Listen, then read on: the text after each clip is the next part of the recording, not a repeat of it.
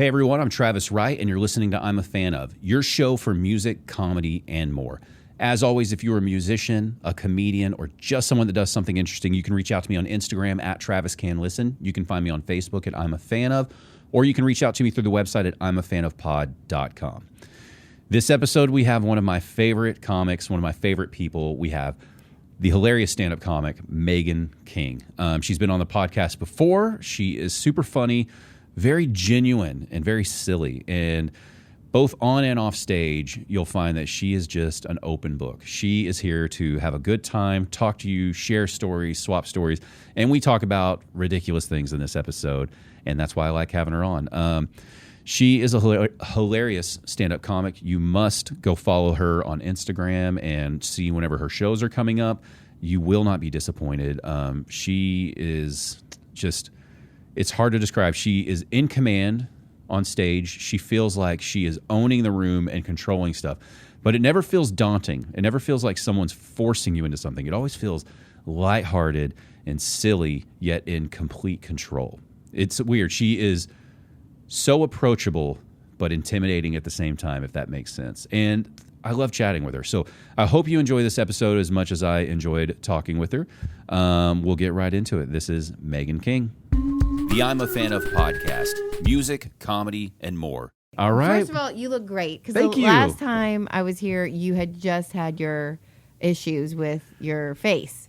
Oh, God, that's right. Yeah. That was, man, so that was just about a year ago, because that was Halloween, like a week or 2 weeks or something. Yeah. So you look great. You've lost weight, and your face is like immobile and everything. It's moving again. Well, welcome back, Magen King. Thank you. Thank you. Yeah. Oh my gosh. I'll scroll through pictures on my phone and I'll see that time period. See it, yeah. And it feels like years ago now. Really? But I remember, that's kind of good. Yeah. I don't know. Life moves quick, especially with a kid, and it's like it feels like forever ago. That's so but yeah, funny. I've been running a lot, and oh shit. I have two issues right now that piss me off, and I can't tell if I have like chronic reflux. Or if I have, there's this thing called PVC, which is where your heart does like an extra beat when it's not supposed to. And so it makes you feel like, you know, when you take that big drop on a roller coaster and you can't breathe and everything. So imagine just like a quick, like, boom, and you feel like I can't breathe. I cough a little bit. And then you're okay. I'm kind of okay, except I get so much anxiety about it because you think like, I'm having a heart attack. I'm going to die. I'm going to die right here. Even though it's happened multiple times, you're still like, multiple times. This is it. But this one's it, though. But I can't tell. And I went to a cardiologist. I did all this stuff. And he's like, yeah, it's fine. And it's just a little murmur or something. Is that kind of... I'm getting a new primary care doctor because my old one was really good. But I thought you were going to be like, they told me it was fine. She was not fine. No, she was great, but she was so good. She's doing some kind of like bougie, rich, like concierge doctor thing. So I think she goes to like rich people's houses now when they call, and she's like making that money. Like I can't hate on her. It's awesome. But so I've got a new doctor that I'm going to see here in a few weeks, and I get to. The hardest thing is going to be like, don't sound like a crazy person while you're trying to catch her up on your problems. It's like, well, I started out thinking I was dying, and then I had reflux and chest pain, and she's gonna be like, this is really just a visit to establish us, here. It's like, all right. Yeah, I understand. So I started running. I did a marathon with Michael Pazvar, and I wanted to keep doing. Is he a runner? No, none of us were runners. Oh, we called ourselves We're just gonna try. We called ourselves the Juicy Joggers. Oh my God! Yeah, so it was me, him, and a guy named Sonny, and Michael and Sonny started the Juicy Jogger thing, and I was just kind of tagging along. And so we did the Dallas Marathon last year. And we finished, but we were like incredibly slow. And my sister, full marathon, full marathon, yeah, we did Lord. 26.2 miles. Oh no! Michael and Sonny got lost, so they actually ran like 28 miles because we were so slow that the course was closing. I feel like that would be me. The course was closing, so I live here, so I knew how to get back to where it started. Where you're supposed to be. And I feel like shortcuts. Yeah, he lives up like north somewhere. Sonny, I think, lives in Fort Worth. So they have no idea anything about Deep Ellum. So they were just taking wrong turns until they bumped into other runners. And so... that's really funny, though. Well, then my sister, who is a runner, she's like very healthy. She is like a fit, good runner. Well, she I told her I did the marathon, and she's like, oh my God. And I was like, yeah, I was like, I walked, I ran, I got through it, I finished it. And she's like, oh, you walked. And I was like, Yeah, a lot of people. Feels first of all, a lot of people fucking walk. Yeah, and she's like, she literally was like, if you walk, it doesn't count. And so I finished that bitch. It counts. There's no way. Yeah, but so she got under my skin just because, like, I love her. She's great. We don't have any bad blood, but she got under my fucking skin. It's my younger sister. So now you want to run one? Oh, I did another one in February last year, and I did the whole thing running. I didn't walk, and I finished in a really good time. So, but when you run, is it a little bit like this kind of a towards run? the end? It is, yeah. Towards the end, you're like, this counts, right? This still towards the end, it's just like the feet don't really get off the ground. You know, you're just shuffling, and like people can literally like walk past you faster than you're, quote running. Show off. So I decided like I want to keep doing these because I don't know if like the health issues like the reflux and stuff are just weight related. Oh, yeah. So I was Understood. like, I got to keep these goals, drop this weight, and then maybe that'll help. And like that should help with anxiety, reflux. Yeah. If it's the PVCs, I don't know if it helps with that or not, but it's just anything to not feel those sensations, you know? Yeah. I feel like you have some pretty major. I mean, having I don't know. That's a major thing. The Bell's right? palsy is just random though. They don't really know what causes it. Yeah. Sylvia McBateman, I don't know if you know her. She's a mom. She has it too. Yeah, she has a really good joke about it. Wait, is she better now? Yeah. Okay, yeah, because she just had like twins, right? She has 4 kids under the age of 5. She's obviously insane. Well, because I reached out to her a while back because a bunch of people said, she's somebody you want to watch. She's very funny. Yeah. And I was like, are you doing any shows? And she's like, no. Like, I have like 4 kids right now. Like, I think she just had her babies. Yeah. Whenever I reached out to her. And so. She's back doing shows She now. is? I need to go watch her then. I heard she's very funny. Yeah, I just did Addison Improv with her on one of Dean's showcases, and she killed. She's She's well, just her Instagram, she seems very funny. Yeah. The mom stuff with that she posts. Yeah. It does make me wish like there was social media when my kids were little, only because I have Facebook from 10 years ago, and I'll go on, like memories or whatever, and I'm like, when they were so little and cute, it would be so nice to have like videos of them. I didn't do that shit. We didn't have that shit. That was also a single. So the best advice I got was to take as many pictures of you with your kids because you're always taking pictures of them. The kids. You're not included in it. So they're like, try and jump in as many pictures as you can. And that was like the one bit of parenting advice I got where I was like, that's pretty good. Yeah. Rather than the typical, Yeah, because I barely have any pictures of my mom when I was a child. Right. Yeah. That's exactly. You said. Or myself. You said start recording. I want to talk about this. What were we talking about? So you said, did you have any issues? That's right. I said, did you have issues with the last podcast? Because for my listeners, I always like to say, like, is there anything you don't want to talk about? And I never have anything. So what got you in trouble? So my ex-husband listened to it with a whole bunch of his friends. One of the ex-husbands, and apparently he was really upset by it. And he was upset more about me saying that our son together was autistic than all the other stuff. Well, I've got a surprise. We're actually bringing him on right now to talk about it. Oh my God, Joe Springer. No. Okay. No, he got, and it's fine because I just thought my son was even like, why would you listen? What is wrong with you? It's your ex-wife. She's a comedian. She's not going to be like, he's amazing. And when it's like y'all were married, he knows you. Yes, he knows what you're going to like. He knows you're going to talk about this. Yes, and I mean, his parents love me. I hope he's still kind of, we're still okay. I assume, but apparently, and it did make me go, I never thought about this because this isn't something. Do you know what I'm saying? I'm not on a tier that I need to think about what I say in the media. Well, no. I don't want to brag, but we got listeners. Your stuff's out there now. Well, I haven't got any mean from a stranger, but my loved ones apparently.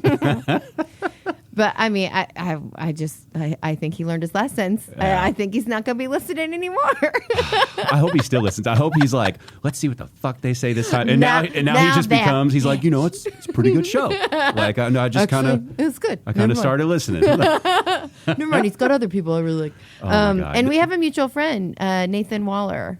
Nathan Waller.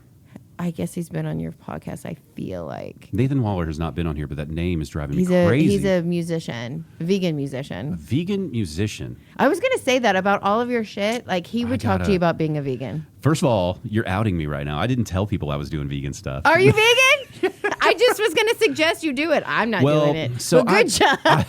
I tried. I wouldn't say I'm vegan, but with you're veering. Well, with the reflux stuff, I decided I'm cutting out meat and dairy, and then running the marathon. A bunch of things that I read said a plant-based diet for running is really good.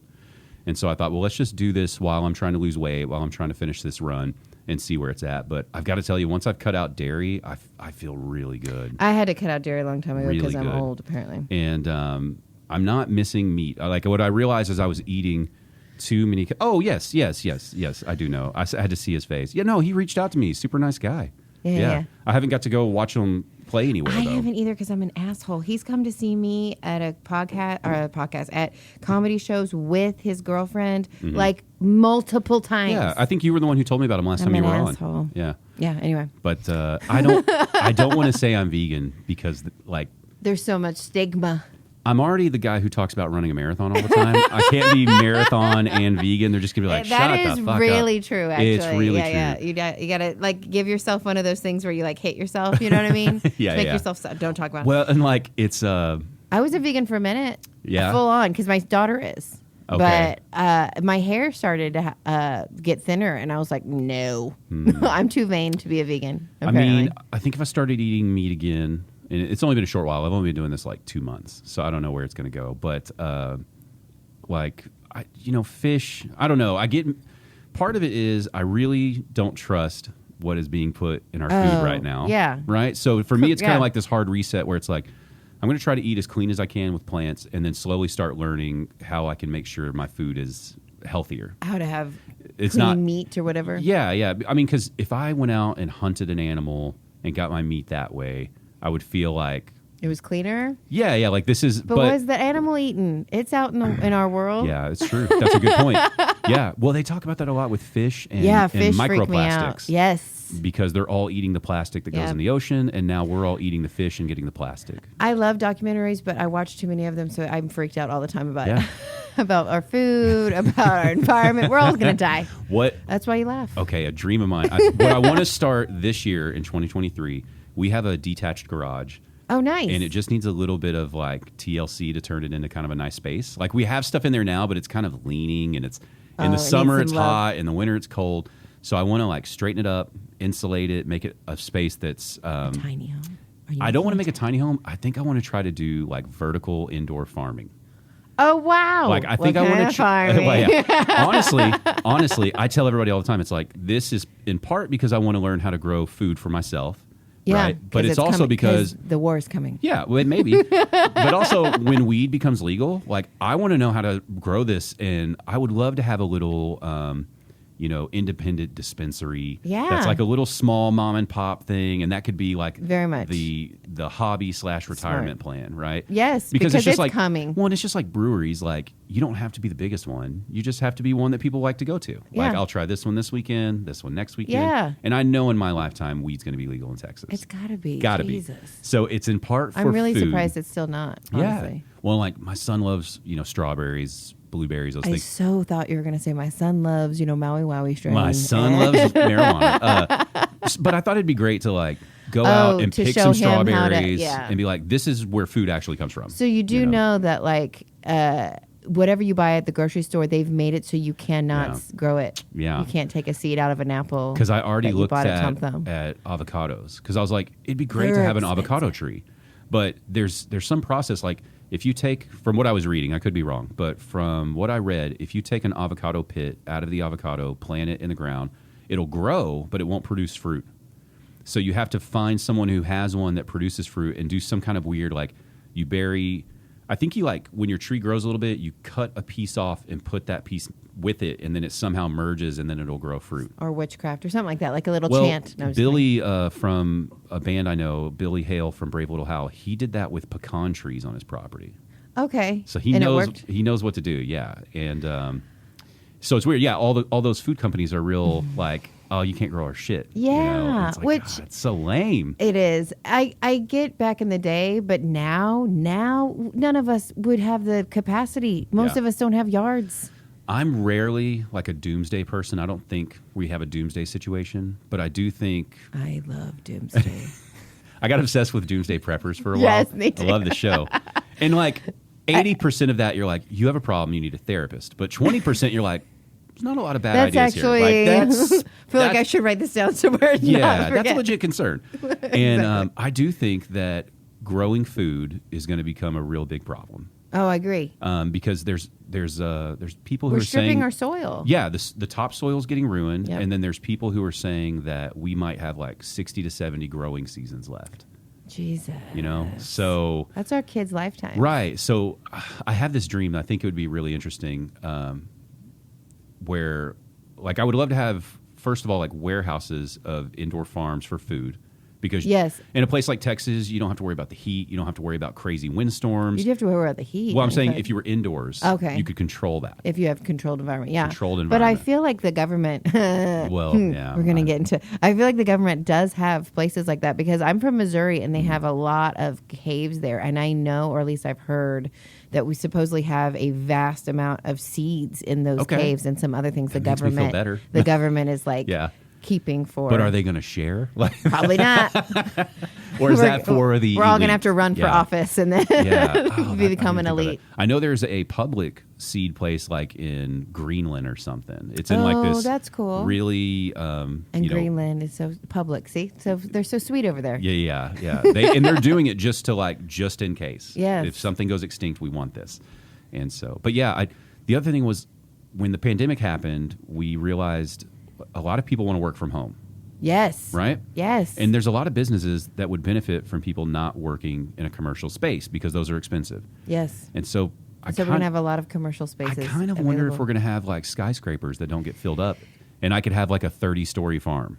It started to look like that. So I'm in. My day job is construction. In fact, I'm in lighting. Oh, yeah. But it started to look like that. But I do know there's a lot of companies that went back, which I think is so stupid. Because honestly, it is so much more economical to have everyone working from home, and it's more efficient. I feel like with everyone's time, life and business management, life work management is huge, right? Like if you're at home, you're able to do everything you need to do, plus take care of your job. And for some reason, I work for an old man who he won't listen to this. Well, and like they need to trust that you're going to come in and do the work. They really, yeah. he's starting to, because he's getting to an age where he doesn't want to come in. Like he should be retired, but he's not because that money. But but he's starting to not come in as much, so he's starting to loosen the reins a little bit. But I mean, there's still just this like. There's a whole generation of a mentality that you don't work when you're at home. And I'm like, didn't the pandemic prove that? Yeah. At least that's not true. Or like, when I was going to college, it's like the amount of work I would get done at like 2 or 3 in the morning sometimes. Yes. You know what I mean? Where you can 'Cause just all of a sudden- you can just make your schedule however you want. Exactly. You're like, I'll knock it That's- out, do this. yes. And so it's like you probably would find that a lot of people might have fucked off on like a Tuesday or Wednesday, but made up for it on a Saturday or Sunday. Yeah. Right? Yeah. And it's like, as long as the work is done, do you Doesn't really matter. care? Exactly. Yeah. So I think eventually. I hope it's getting. I think we will. And I would Yeah. love to have like I think every major city that has empty commercial space like that, or not commercial, but office space. Yeah, that's commercials. I think you could turn that into indoor farms where it's like, you imagine if every downtown area had its own farm that had kind a of, building full of. yeah, and it like, That would be cool. one building would not supply all of Dallas with their food needs, but it would help a big chunk of it. It would take a Yeah. lot of strain off of all the stuff that has to be shipped across the country. Well, and most of our land is used to farm food for the cattle and for Right. meat. That was another reason I had a hilarious woman on here, Molly Elwood. Oh, she man. I don't know her. is the owner of Elwood Farms. Oh, so cool. They have been raising sustainably raised organic dog meat since the 80s. Oh, wow. So it's all satire. Oh. So she is a vegan, and that's her way of like. So she has all these. I thought she was raising meat for dogs. I didn't No. think she was raising dogs as meat. Okay. Her whole okay, thing I is see she's what raising you- dogs as meat. So it'll be like you got to try our pug sliders, and it'll show like a fat pug on the Instagram post. And Okay, do you know I have a dog? I have a dog. I have a joke about dogs like that, and nobody fucking laughs. Everyone is so uptight because it's true. During the pandemic, my son came to me. His birthday was March 15th. We shut down like around his Oh, birthday, and so he goes, "Mom, we need a big dog because I have a little Chihuahua." And he's like, "We need a big dog because we don't have a gun or anything." And I was like, "Ooh, shit." hold on, because we don't have a gun or anything. It was the beginning of Yeah. it. Okay, so I was watching a lot of Walking Dead, and I was in. I was like, "You're right. It is a scary moment in history. We were right. So I was like, God. shit.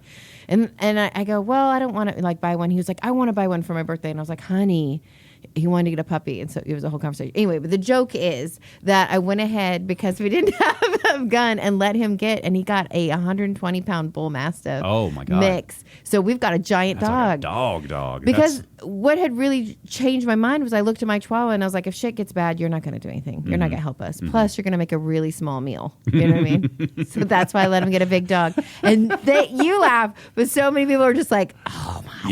Yeah.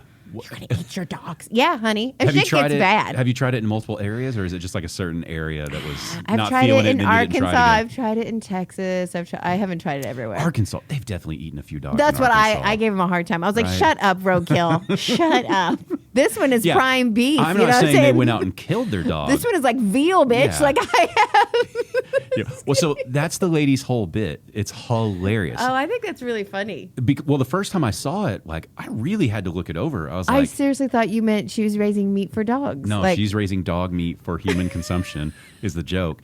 But anyway, when I was talking to her, she was talking about, like that's part of the vegan thing is we're using so much land, so much water to raise food for our food. Yep. And you're like, fuck, man. And, you look into it and you're like, there's a lot of vegan arguments that you can be like, I don't know, that seems like it's kind of biased and full of shit.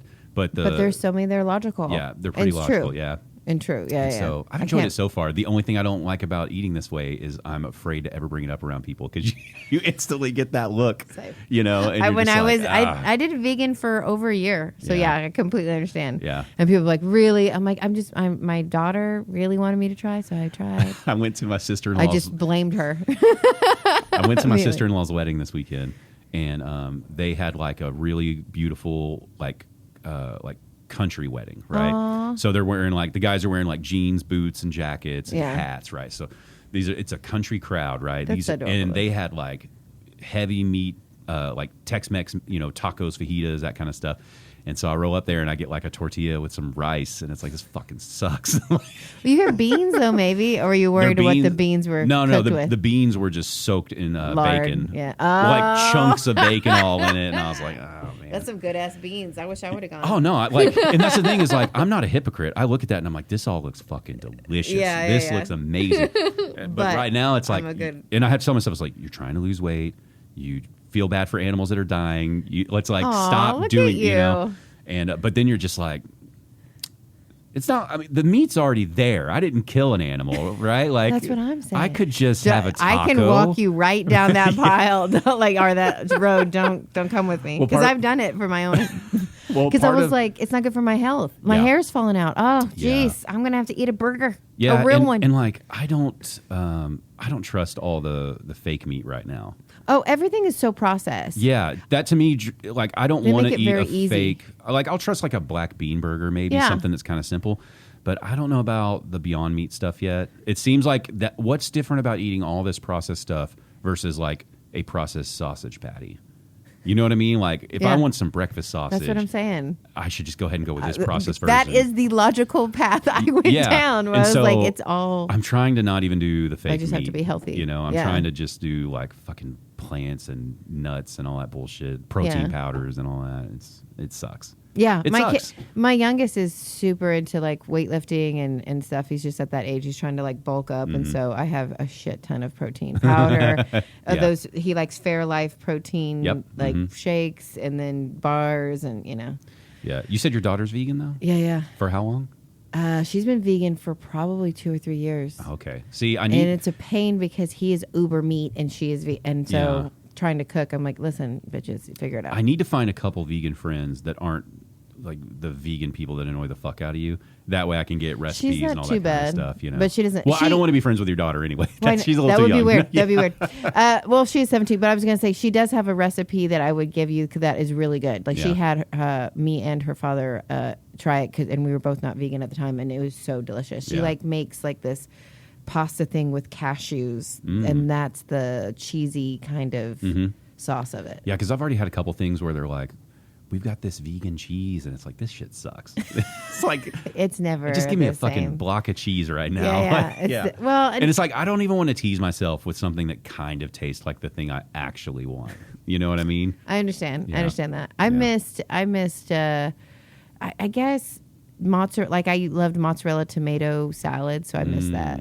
Yeah. Sorry. I mean, I won't make it. You know what else? I'm just kidding. go ahead. Go on. No. Honestly, I'm living through other people's food right now. Like, just watch. I see somebody, and I'm like, what are you eating there? Is that talk about it really slowly? It tastes pretty good, right? Is that a fillet? That's barbecue sauce in there. Man. No, I'm not doing. You could have the barbecue sauce. No, that messes with the reflux. I'm too much of a bitch all around right now. Shit. I wonder if I would think with the inflammation of you not eating that going down, hopefully. I'm hoping. I don't, because that sucks. The sensation isn't horrible. What it really is it kicks up my anxiety. Oh. Like, I don't know if you were the same way. I was talking to Vinny Corrales. I love Vinny. He was just on, and him and his wife have been married for a minute now. So they're in that phase where they're like, I think they're kind of talking about kids, but they don't know. Like, when you're I feel like there's a lot of comics in that stage, and I'm like, just do it. Well, but you know how it is, right? Nobody wants to start the conversation, but they also don't want to be the person to be like, you don't want to wait too long. Yeah. So like they're in that thing where it's like, I don't think they really want to talk about it a lot, but they kind of need to talk about it. And, it's TikTok. like, well, do you want them? I don't know. Do you want them? It's like, that what weird... he does? Like his day job is. Yeah. He talks about it on here. You can, he teaches. Preschool. Yeah. So I think it's preschool. He thought that he would be terrible. And I was like, dude, you've already been around kids longer than me. You were going to be amazing. I was like, you got such a leg up on it.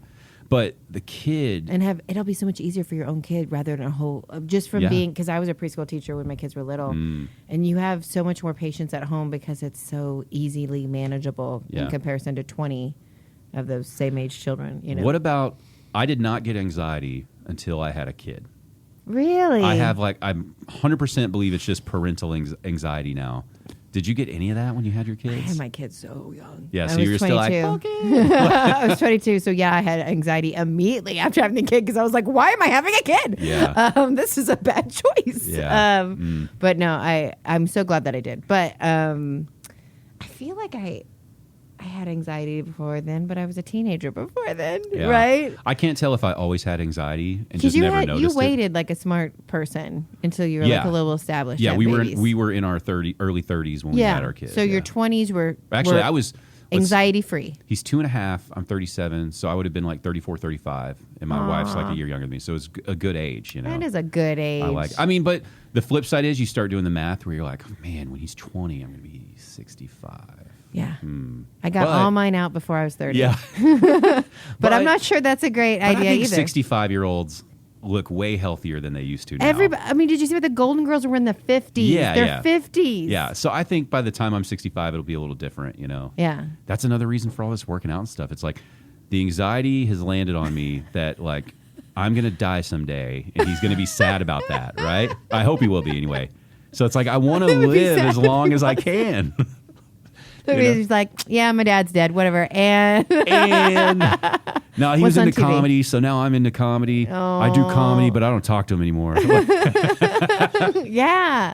No, I mean, if you only have one, don't fuck him up, man. Because I've got like 3 that I can piss off at least one of them and still have 2 other kids. Do you remember picking on me and my wife at your Fort Worth show about how we only have one kid? Yes, that's one of my favorite jokes to do. And I forgot you only had one. That's right. And so you guys told me. That was a really fun show. Yeah, the Catherine Blanford show. Yeah, she's really good. She's starting to blow up. It's so cool to watch, like Ralph Barbosa, just to watch it, That was the biggest reason that I went to see Catherine in Fort Worth at the Red Room. Because we live like a mile from the Dallas Hyenas Club, not even. And I knew she was coming to that one. Yeah. But that's a bigger space. And I was like, I really want to see her in a small room. Yeah. Because I do feel like she's going to blow up.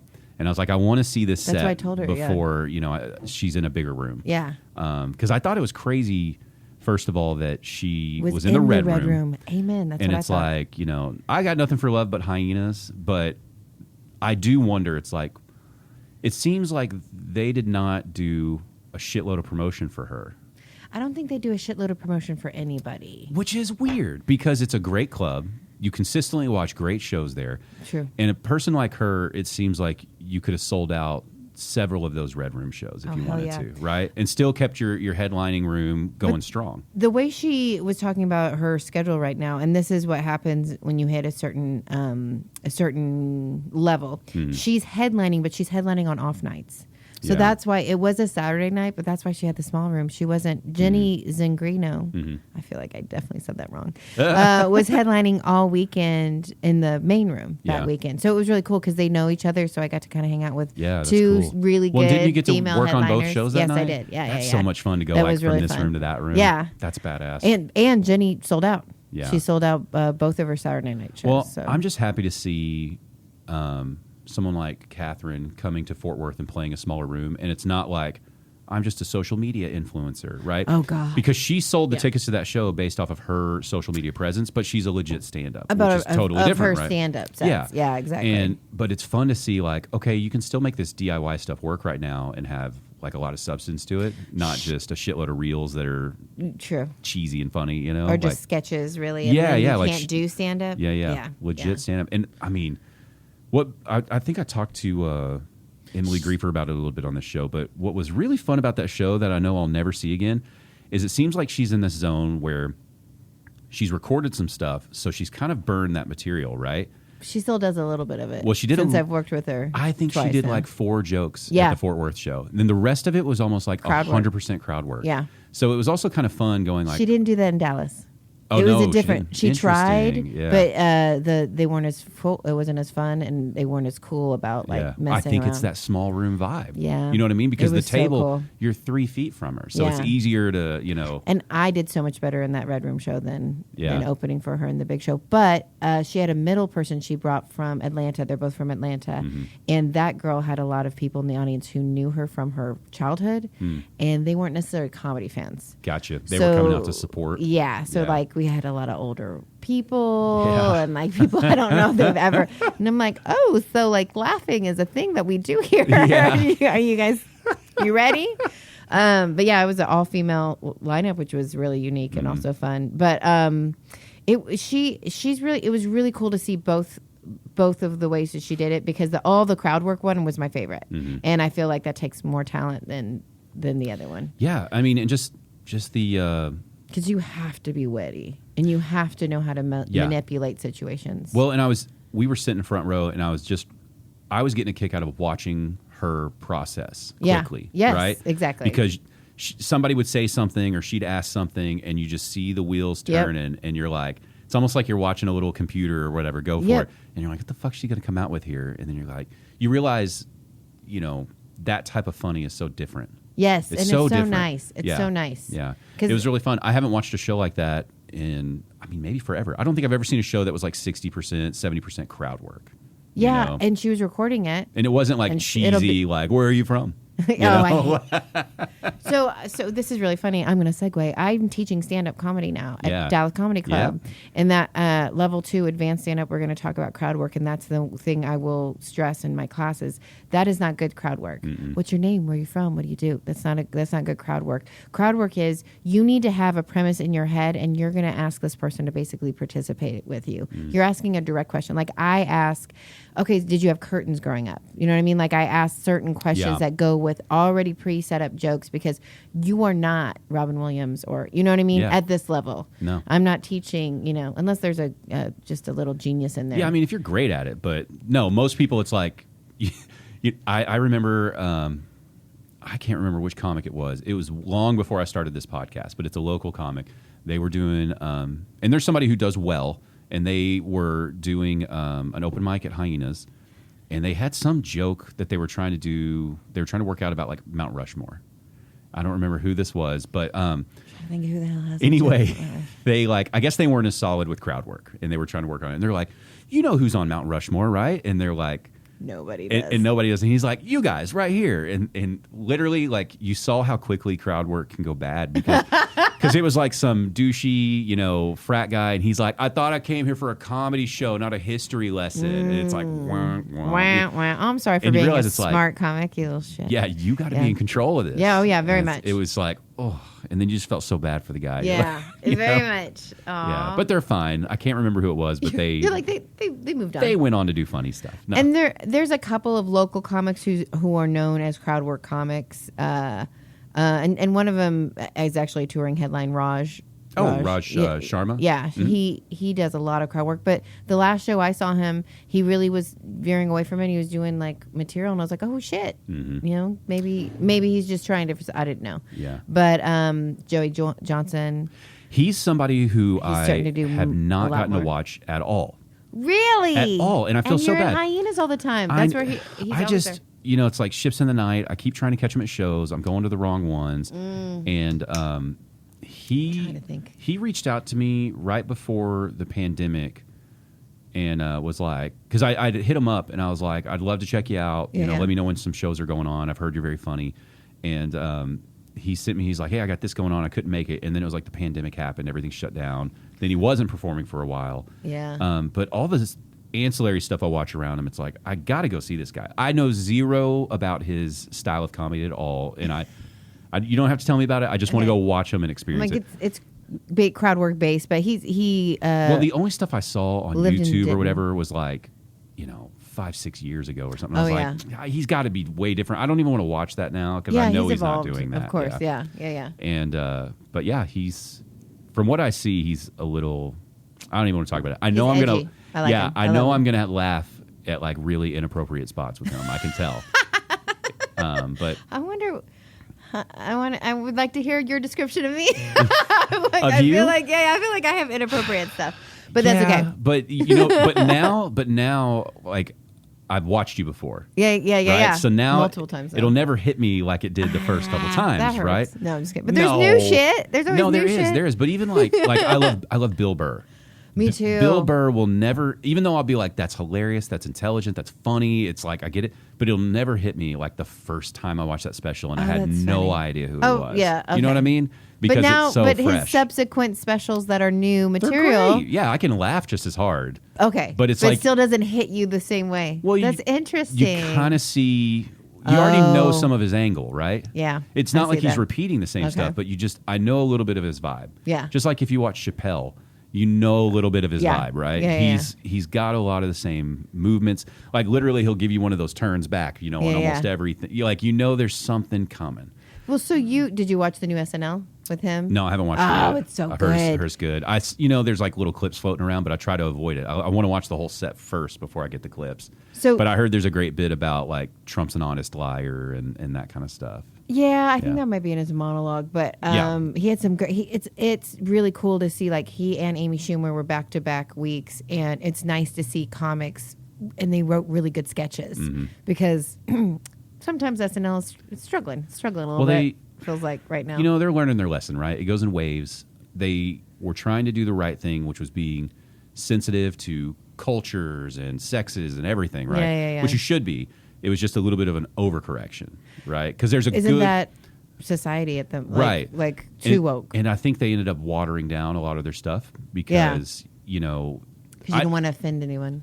Yeah, and it's like I think you got to go the South Park method. Everything Me too. is on limits. Yeah. Now don't just go up there and just be like, F this group. Say the worst thing. Like, I don't need you to just be outrageous. You still got to be It's got to be crafty. Funny. Yeah. I think South the Park. best person doing that right now is Tim Dillon, where you don't. I showed my wife his special. She hates anything that yells a lot, so it was hard sell to get her to watch Tim Dillon. I like your wife. Yeah, she's great. And I was talking to her about it afterwards. I was like, you could pull any clip out of here, and you don't know if he's Republican, Democrat, conservative, liberal, gay, straight.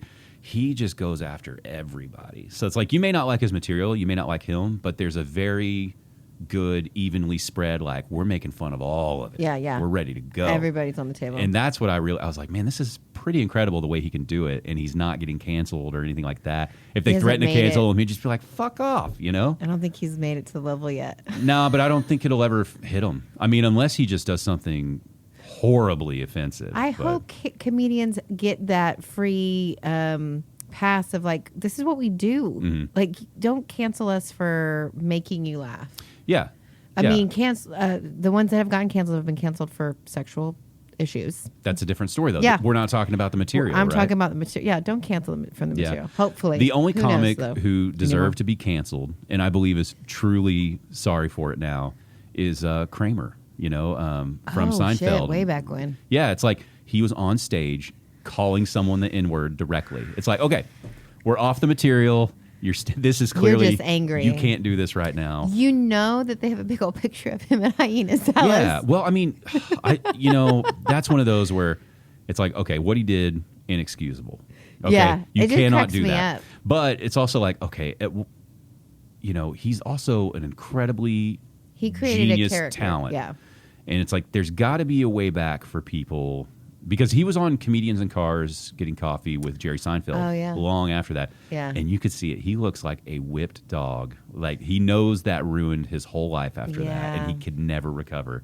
And it's like, well, so you almost Don't wish be there was a road racist. back, but it's like, well, dude, you did say the N-word like 4, 5, 6 times. Yeah. Like you shouted it. It's like when you act that way, there's something deep down inside of you that you think it's okay to say that word. Yeah. Because I mean, I can't even say it, let alone yell it at a human, another human. That's fucked up. Oh, I always get concerned that I'll just be singing the lyrics to a song and it'll come out and I'll be mortified, So it's like I couldn't imagine angrily like you remember the Twisted Tea guy who got slapped in the face? Oh yeah, that was. And he's just like Yeah. saying it. And it's like, dude, what happened in your life that you think you can say it like not only even in the privacy of your own home, but like you're yelling it at a black person. I feel like they were raised. You know what I'm saying? Yeah, but like, still, even if you were raised that way, wouldn't you be a little scared shitless to like say that? No, I don't think so. I think some of those people, only because I've been around a lot of poor white people. It's true. No, we've talked about this. We've come from white trash towns. I know what you're talking about. Exactly. And I feel like I was only whatever step is immediately above single wide trailer. That's where we were.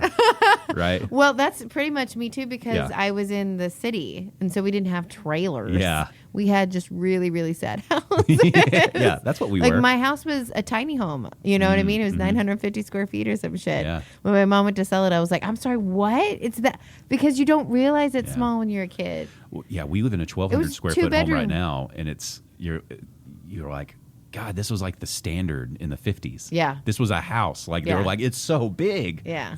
I was like- Exactly. and we're like, we really didn't think about this closet space issue when we bought this place. Well, in Texas, you get screwed a little bit because you don't have basements, Yeah. so you don't have an extra space of storage that's like true. everybody else in the rest of the country.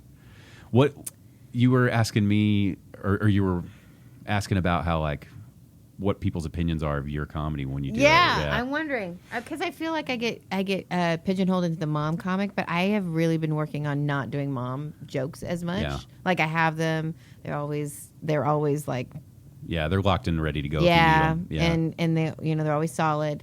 But I try to like talk about like dating or my childhood. Or Yeah, but that's got to be tricky just because, like, being a mom, a single mom, was like, it's like that's the majority of your life, right? Yeah. And you draw your Bad material choices. from your life. Yes. Right? Yes, yes. So it's like, are you going to talk about being a comedian or a mom? And it's like, that's. Well, yeah. did we talk about this? Brandon Davidson is really like he's a dad and he's a good human. He just really is. Like his job is like nonprofit work. I can't remember what he does, but he asks his kids every time before he writes a joke about them if they're okay with that. And I was like, oh God.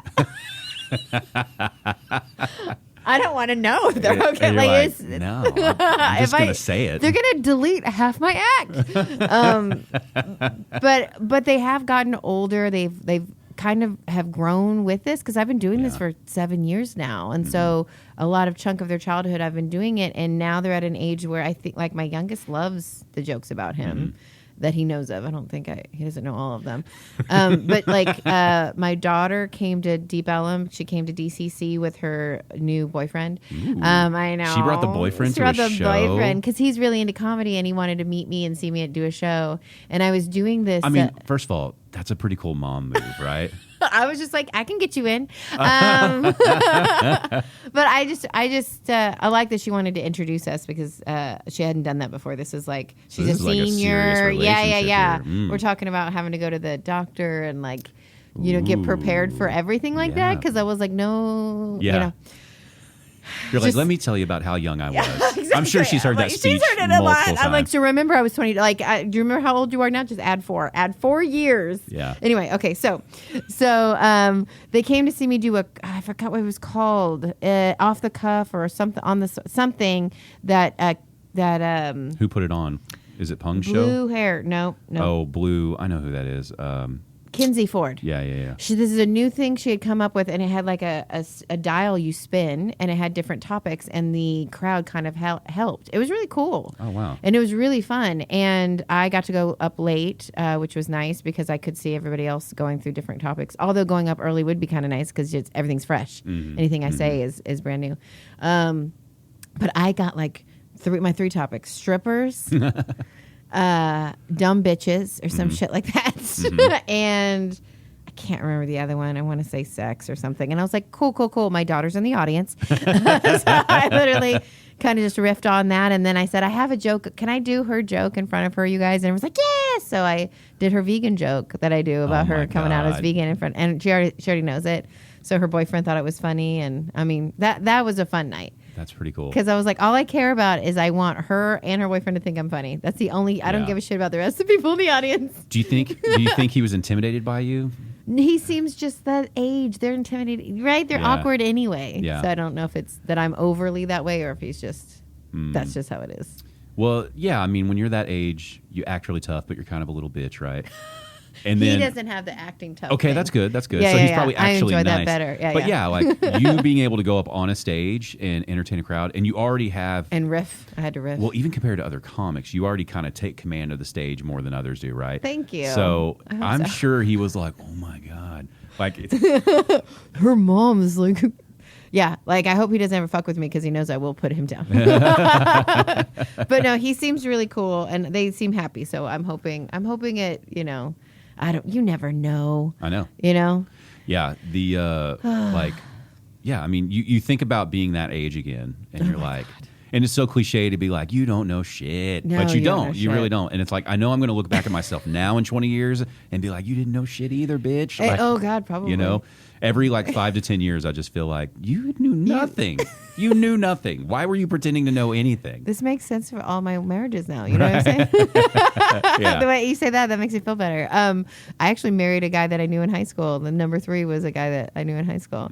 So, yeah, if I would have gone back to my little high school person, be like, never marry that dude. My wife and I, we dated in high school.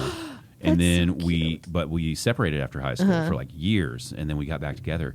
And we talk about that a lot, about how if we had gotten married back then, we were 2 different people, we would have gotten divorced. Oh, yeah. You know what I mean? That time in between where we grew Found a little bit. And it's that was really helpful, because the 2 people we are now, that's totally different than those 2 morons back then. And it's just really interesting. That's and I was sweet though. I want a story like that. Instead, I'm like, 3 times. I literally don't date because I don't want to have this conversation. I've been divorced 3 times. I don't want to have that conversation, so I don't date, and it's kind of sad at this point. Really, I'm at 6. I don't think it would be. I swear to God, I'm at 6 years. 6 years. Yeah, I have a whole joke. Okay, but when was the last time you went on a date and had to tell someone that on a date? I don't have to. Well, when was the time you felt compelled to tell that, and how did they react? Okay, so the last date I went on was with, this was actually, okay, so I shouldn't, when I say 6 years, I mean sex, people.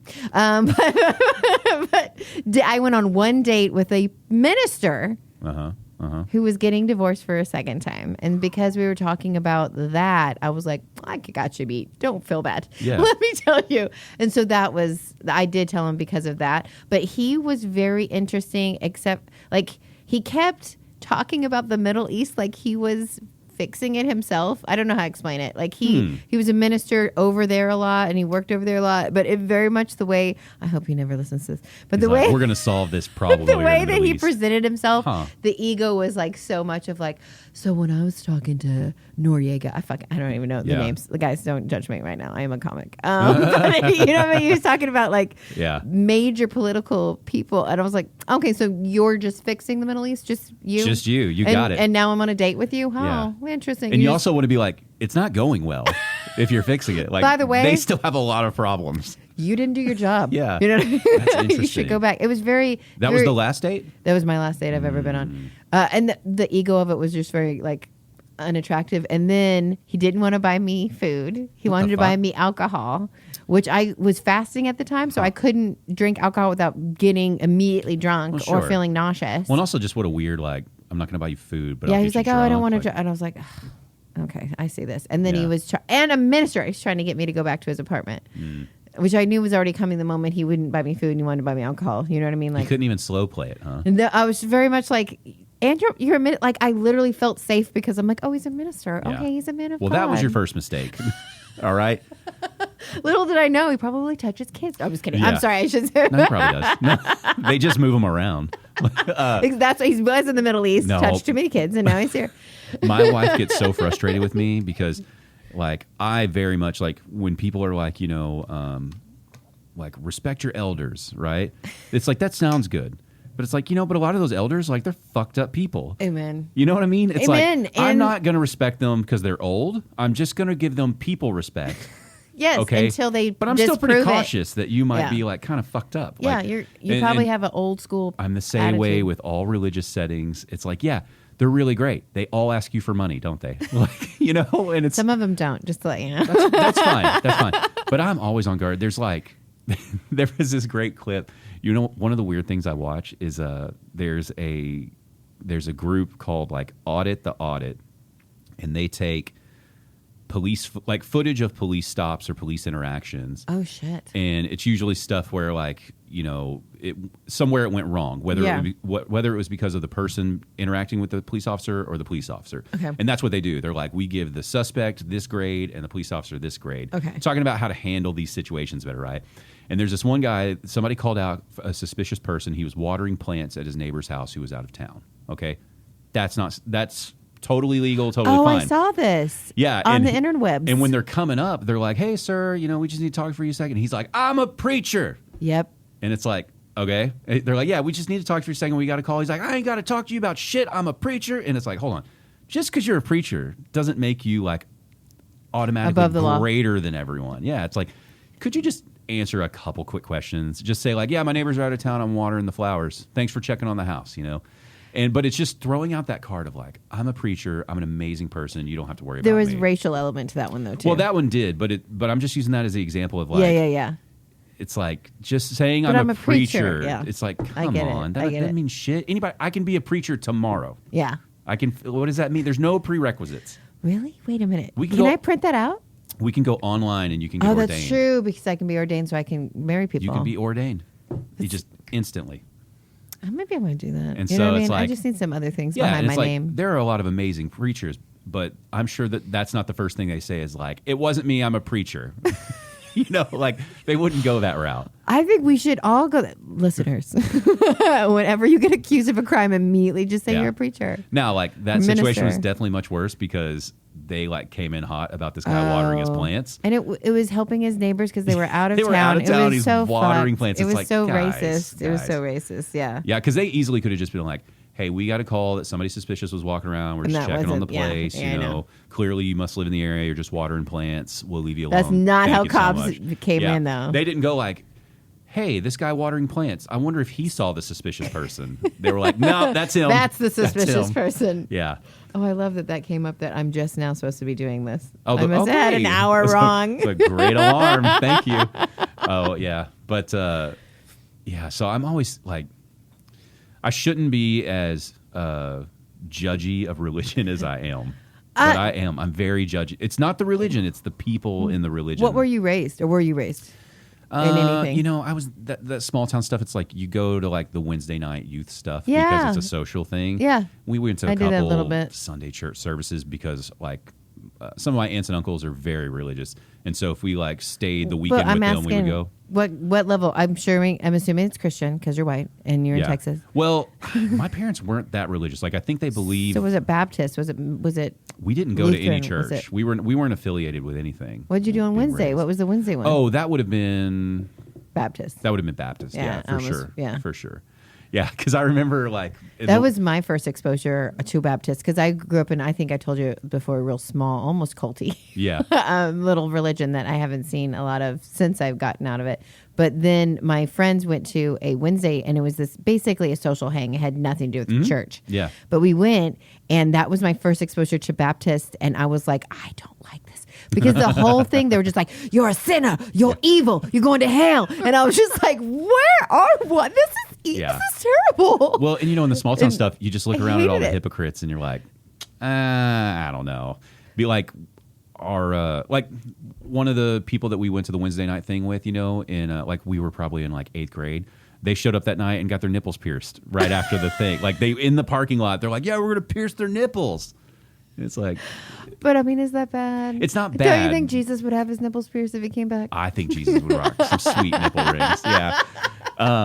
I do remember so one of my favorite moments where I realized, like, I don't think this is for me, is the youth minister. I don't know what they call it. The guy who's teaching the kids on Wednesday, right? Yeah, that feels right. The topic of abortion came up, and he's like, titties. He's one of those who was like, I used to run with a rough crowd, and I did drugs and alcohol, and I wrecked my life, and then I found the Lord, and now I'm running straight. Like, he's one of those, like, yeah. And again, it's like, how cool. rough did we go? It's like, cool, so you fucked up a whole lot. You had a lot of fun. So I need to listen to you, is what you're saying. That's you had a lot of fun, and then you decided to be on the straight and narrow. Like, let us have the fun. I could also just talk to Lawrence Rosales and get the same type of story here. Like, we can, but his is way more entertaining, I bet, too. But then he was like, and so since we're talking about abortion, he's like, I know people talk about rape and incest, but even if it's rape or incest, like, that's a gift from the Lord. No. And I remember, like, there's there's like kids, like, again, like 8th grade, so 7th, 8th grade, weird. and they're like nodding their head like, yeah. Yeah. And I'm looking around like, the fuck is, like, I don't want to go get a bunch of abortions, but like, this shit sounds crazy. Like, and that's when I realized, like, oh, this is how they get you right here, right now. And I was like, yeah, and that was the start of, like, I don't think I'm going to Wednesdays anymore. This doesn't seem like this is something that's going to work, It's good. And I think they ended that with one of the kids getting up and playing guitar, and that same guy singing "Sweet Home Alabama." That's how we ended that evening. And it's just like, the fuck is this? They really had their messages mixed up a little bit. Like, I don't know. Yeah, but he was the cool youth minister guy. Course. Like, they're like, he rides a motorcycle. He had real life. Like, he knows how it really is. Yeah, and it's like, he probably got busted for some weed in his dresser when he was in high school. And he's like, I turned my life around. Yeah. Oh my God. Yeah, I know we had a youth minister, but he never had anything like that. Mine was so much more boring, I feel like, when I was younger. But again, like, my parents got divorced when I was 12, and it was a very small church, and everyone kept coming up and asking, how's everything going? And, like, you could just feel the gossip that was just wanting to come out. And so my mom and I both kind of stopped going, and my sister was already, like, being crazy at the time, so she never went. So that's really, I had church from like 2nd grade to 12 years old, and then nothing. So with all that, how did you end up going on a date with a minister then? Because I was on Bumble. It was Bumble, okay. Yes. But that's the one where you choose too, right? Yeah. Okay. Yeah, I swiped because I was like, oh, he seems nice, and a minister, that would be kind of cool, right? Just to, like, I'm very literally, you could say, this is, I feel bad. Maybe I shouldn't say this in public, but screw it. I can find something interesting about almost any type of human. No, I get that. Do you know what I mean? Yeah, and I'm like, that would be really cool to go on a date with a minister. No, I get that. Like, but I'm not anti-religious either. No, me neither. I'm not. I don't like the way it's all presented around here. I think there's a lot. Yes, I think there's a lot of problems with how. Yeah, I love astronomy. Works. I love reading about, like, the universe and how vast it is. And so it's like, I don't rule out the idea of a God or a religion. It's just, I don't believe what we have going on is probably the answer right now. Well, we were apes, so I mean, that's what I'm saying. Have apes figured out the universe's secrets? So here's a very deep. Let's see if you. Okay. I watched somebody on Instagram, and he was presenting this theory of, like, I forgot the name of the theory, but the theory was either A, we are the first intelligent life in the universe, or we are at the end of our cycle where we're getting to a point that all intelligent life gets to, where we'll be we will kill ourselves. Yeah. And that was the only two of this theory. That was the only two options. I was like, I feel like there could be another option. I don't like that those are the only two. Yeah, that's interesting. I do think a lot about. But it fascinates me. There's a thing called the Fermi paradox, which is basically it's a question, for you to just think about, which is if there is, the universe as far as we know is infinite. Uh-huh. So, like, to give you an idea of scale, right? Like, our sun has, 8 planets around it, and it's just one star. Yes, in our galaxy, there's roughly like 100 billion stars, and they're finding out that most stars have planets around them, right? And then they estimate somewhere between like 100 billion and 100 trillion other galaxies in the known universe. Like, it just... Which means there's... You can't comprehend. Right. So the Fermi paradox is kind of like, well, if there is intelligent life out there, like, where is it? Why haven't we seen it? And I feel like it has come, though. I'm one of those people. So that's the thing is, like, is there a bunch of it out there, and it either interacts with us in ways that we can't describe, or it doesn't want to interact with us the same way... Because we're apes. The same way you don't talk to ants, right? Yeah. Because we're Oklahoma. Or, like... Of the universe. Somebody had to be the first. We could be the first intelligent... It's unlikely, but you could be. Yeah. It's possible. That's what I can't remember. I almost want to pull it up just to it's interesting remember to the think name about, of their... because, like, which one would scare you more? That we're the first. Yeah, you think so? That scare the shit out of me. I don't know. I think because we're not doing a good job. No, it's not. Other planets will be coming by, going, "Look at this piece of shit." Yeah. Don't do you see what this. they're putting in their own fucking water? In their own food. Look at they're poisoning themselves. How did they ruin dirt? It's dirt. You're ruining dirt. We work real hard at it, okay? We're real good. Yeah. We're real good at fucking shit up. Oh my God. Look, their ice is melting and they're totally just like making cold drinks with it. So the other thought about if there is a bunch of advanced civilizations out there, right? Then that brings on a fear of, do you want to meet them or not?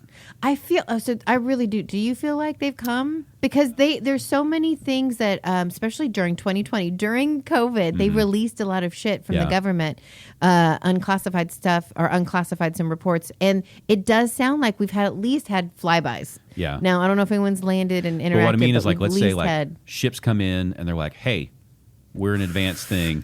We're saying hi officially, and now you guys know we exist. Because on one hand, they could give you like great technological advances. Maybe they have all this stuff to just cure all health problems. Wouldn't that be badass, though? But on the other hand, they could annihilate us. Every time a smarter civilization meets a dumber one, the dumber one usually becomes slaves. And I feel like we would not be the smarter one. No, I don't think we're going to be the smarter one. Yeah, I don't think so. I don't know. I don't think so. I'm just guessing. My best bet is like, can I be something to the equivalent of like my dog to me? Like, I would make a very good house pet. Oh my God! If you could just, Well, hopefully they wouldn't subjugate us, for God's sakes. Like, I think they might. I mean, it always is. That's the stories that we tell through Hollywood, is that they are coming because they need our planetary resources that we've squandered. But maybe they just want to like be But friends. You know what? What if it's just like, like a kid loves to get a goldfish in a bag, and then like a couple weeks later that goldfish dies, right? What if we're just like that? They're like, oh, I'd love to have a human. I don't want to be subjugated. Like every scenario you're presenting is like, we put them in a little terrarium. We're going to be the pets of the green. And like they get it wrong, they put me in like a snow environment, and they're like, no, they like this, and it's like, I don't have any clothes. I'm from Texas. And they're like, because that'll make all the difference. Well, and they're just like, we had him for like 4 days and he froze. We got to go get another one. No, they make these fucking heat lamps you got to put on them. Like it could, like that's what we do with animals, right? Like I got a ferret. But see, I feel like that would intrinsically assume that the universe has a karmic like thing about it, and I don't know if that's true. I don't know. I feel like it's scarier that it's not true. Most of my chaos. Most of my research comes from Neil deGrasse Tyson. I love him. And then it goes to like the Orville and Rick and Morty. Did you watch the new Rick and Morty? I have not watched it It's very meta. But yeah, so it's like, and I'm not even like getting high watching Rick and Morty. I have to watch it. If I watch it, I'd be like, no idea what happened. And it gets so deep sometimes you're like, Jesus. I know. I thought it was a fucking cartoon. I thought I was watching a cartoon. No, but it is the shit. I love I do it. love. My wife can't even watch that stuff with me because she's just like, so I'm much. not doing it. I love South Park. I am a teenage boy stuck in this body. But I have kids, so that's helpful because I get to watch it with my youngest. He loves Rick and Morty too. Yeah, it's so funny. Yeah, in South Park, we watch South Park together. When I get done watching Rick and Morty, I can't tell if it's healthy or not. You know what I mean? Oh, it's probably not. Yeah. I don't give a shit though. It's really entertaining and it's I think it's smart entertainment. Well, that's what I tell myself. I feel like that show makes you laugh really hard and then think and then become depressed. You know what I mean? That is the cycle. I feel like that's correct. Oh my God. Like the episode where he creates a whole civilization just to be the battery for his car. Oh my God. And then they create a civilization to and be they their create battery. Yes. And it's like, oh my God, what if we're just a battery? You know? Like I feel like, okay, so no, but seriously, like they have shown that even cave drawings and shit, they could have been, coming and visiting us for a long time. Yeah, like think of all the Egyptian, art that shows like, dog heads really on people tall, and stuff. And it's like, and really tall. What if that gods. was just another alien. breed of living thing from another? I mean, it could have been. True, but also aliens could be existing in a whole other dimension that we can't even comprehend. They could be here right now. I think about ghosts that way. Me too. I think ghosts are in a different dimension. I know we have different dimensions that we can't experience, and it's like I feel like we got high before we did this. I know, right? I know. But I wish we did. We'll get the lava I'd be lamp better. out. Yeah. Anyway, go ahead. But you feel like ghosts are in a different dimension. Yeah, I mean, I agree. That to me would make more sense that like that is just another, universe that we can't experience that somehow dipped in and out for a moment. Like maybe that's that person doing their form of like DMT and they came into our thing and they're like, it was fucking wild, man. They were sitting there. There were these things. They called them microphones. I've never seen a microphone. And like that's their acid trip or something. Yeah. Is dipping into our universe. But it is interesting too that the only ghosts that we see, it's like it takes a minute, like it takes 100 years for you to figure out how to be a ghost because we don't see hippie ghosts. Yeah, we don't that is see the biggest 80s argument ghosts. against ghosts is like, well, what about this person who was murdered 3 years ago? Shouldn't there be something here? Yeah, but and maybe they are in that other realm and they have to they're learn how learning. to do it. Yeah. But yeah, It's like 100 years from now, there'll just be like hipster ghosts. Be Yeah, like, hey, exactly. brah, like, boo. Like, like actually I use ASL, so me. Right. I don't even know how to do B. Is that me? Did you hear about the lady who got busted for not knowing sign language and she was doing it on the news? Oh my God. There was a lady. I always wish I was like that conniving. She took a job with like a city, I guess. I don't know. And no one knows. Yeah, and they're up there and they're like, just letting you guys know. She's like- I don't even know what the news event was. I'm just making this up. But it's like, yeah, we're expecting severe weather. There will be search parties after this passes. And she's out there like throwing up fake gang signs. And like, she got caught later because, of course, deaf people are watching We're, it like, going, the fuck is she saying? Like, no. I just don't know ASL. This is a Nigerian. Could you imagine, though, where they're like, all right, we got a press conference. And she was just like, we'll figure it out. Yeah, exactly. She's Well, like, I got this. I need a paycheck. what's the worst that could happen? Someone told me that there's American Sign Language and then there's French. Like there's different sign languages for like language. What? Yeah, I thought. I'm like, yeah, I but would you're think sign using language your is universal, but hands. Thank that's you. interesting.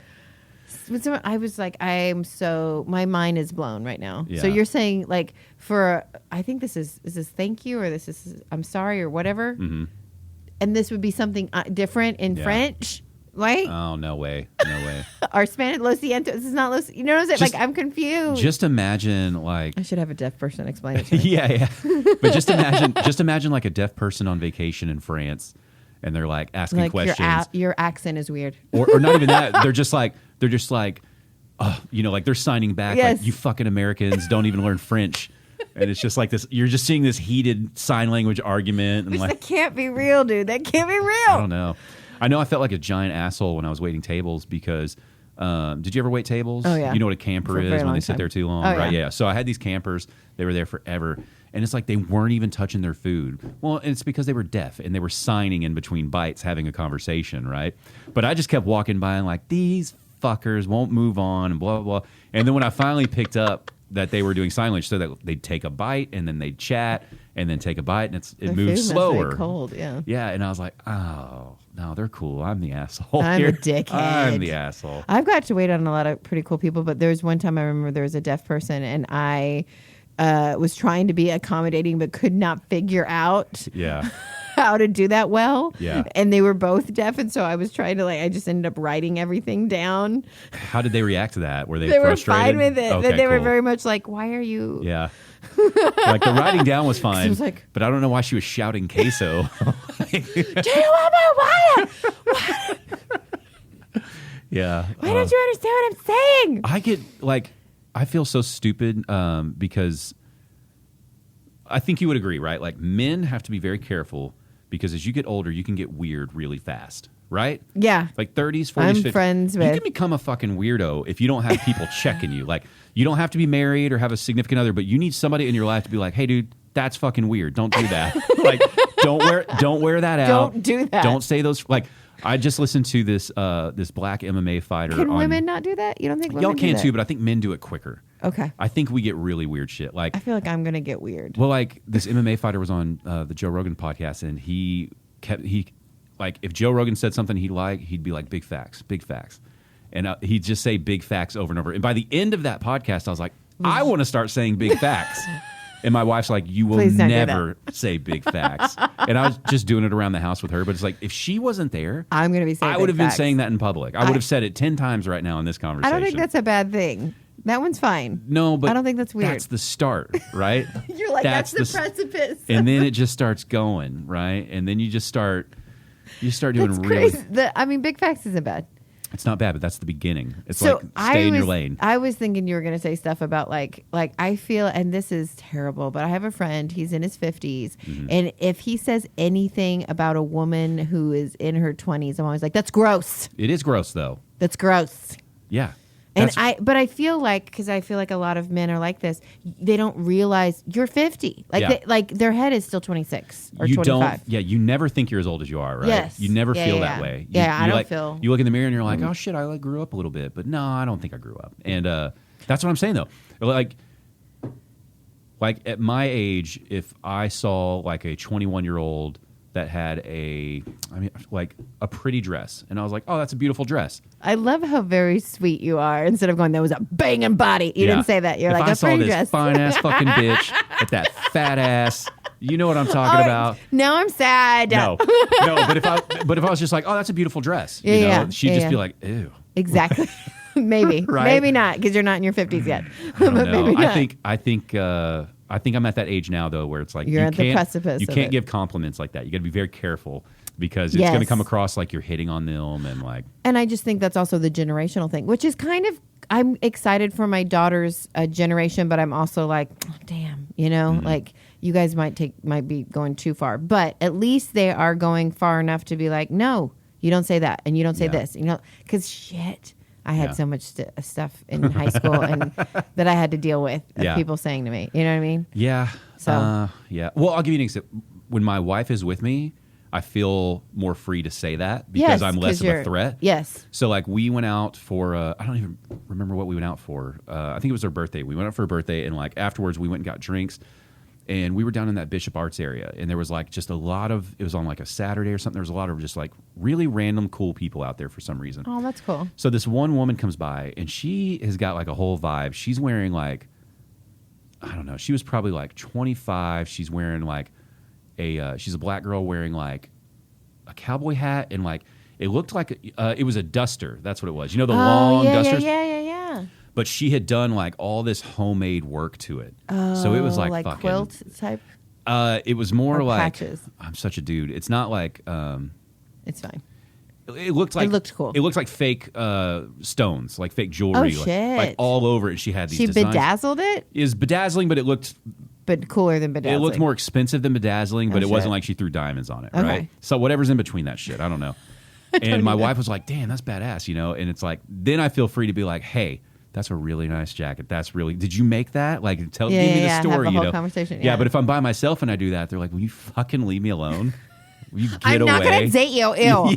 yeah. No one's That's going to almost touch your every- dick right now.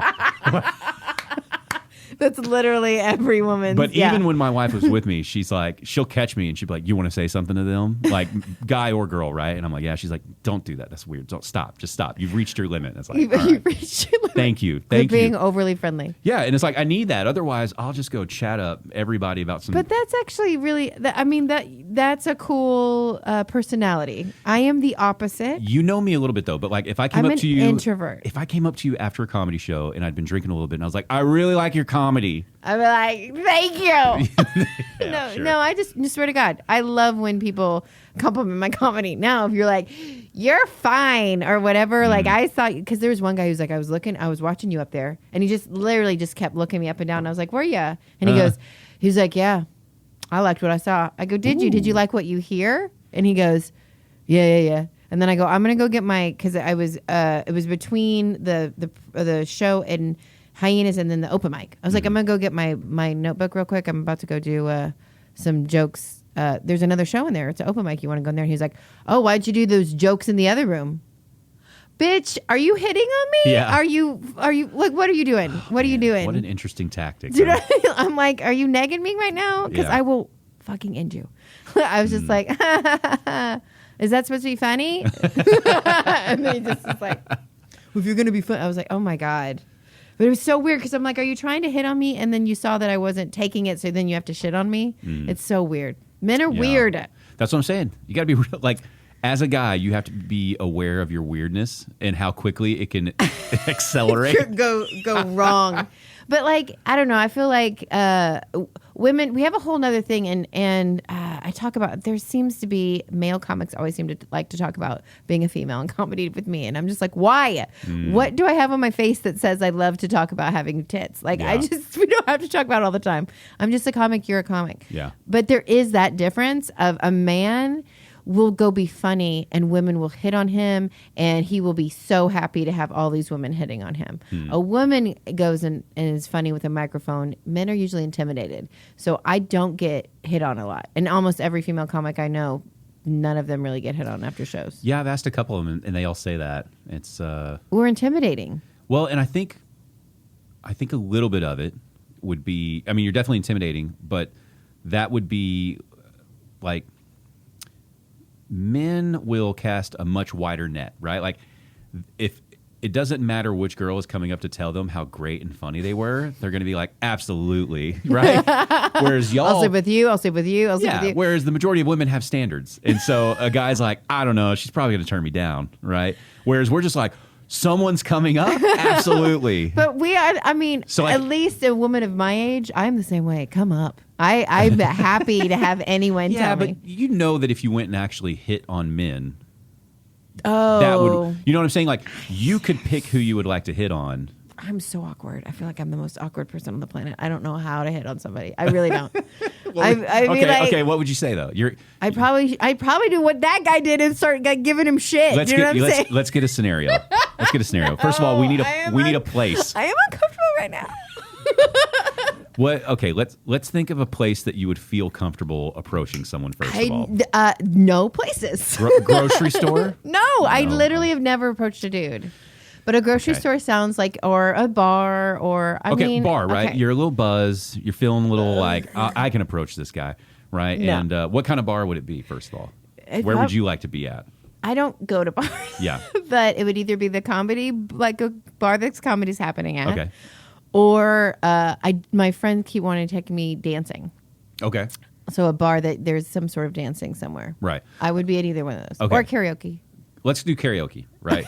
So you just saw this attractive guy that you're like, I want me a piece of that, right? Oh, and you're like, not only do I want a physical piece, but I might want an emotional piece from this guy. I'm extremely uncomfortable with right? You overheard him talking at the bar about how he's single and just wants to have sex with someone. And like he has a hard time meeting people because his puppy rescue business on the side shut up. takes up so much time, right? And he has to go help his mother now. His friends talked him into coming out here and cutting loose, and he got up there, and he's, they pranked him, and he just sang. You're trying to set up a Hallmark movie for me right now. Yeah. His friends pranked him and signed him up, and when he got up there, it was, you make me feel like a natural woman. Oh, my God. So he's kind of funny. He went with it. And so you go up, and you're just like, hey, I saw you up there. boom, what do you say? Like, Nothing. that was I would really say funny. Nothing. Did your friends put you up to that? I'm also a natural woman. Like, what do you? This is natural. I don't know if you could tell from my lack of. I have lines. But on my anyway, face. you decided. Okay, he got off stage. I would tell him he was funny. Maybe. Yeah. I would tell. Yeah. You just be like, "You're funny." You Yeah. just walk off. you were about it. I know you're funny. And that was really good. Like, that's how it would be. I don't. Oh, I'm so uncomfortable. Just even the idea is What's making crazy me though is I uncomfortable. feel like you would crush that. Like if you could just pretend you were on a comedy stage and you're going to go talk to him. Yes.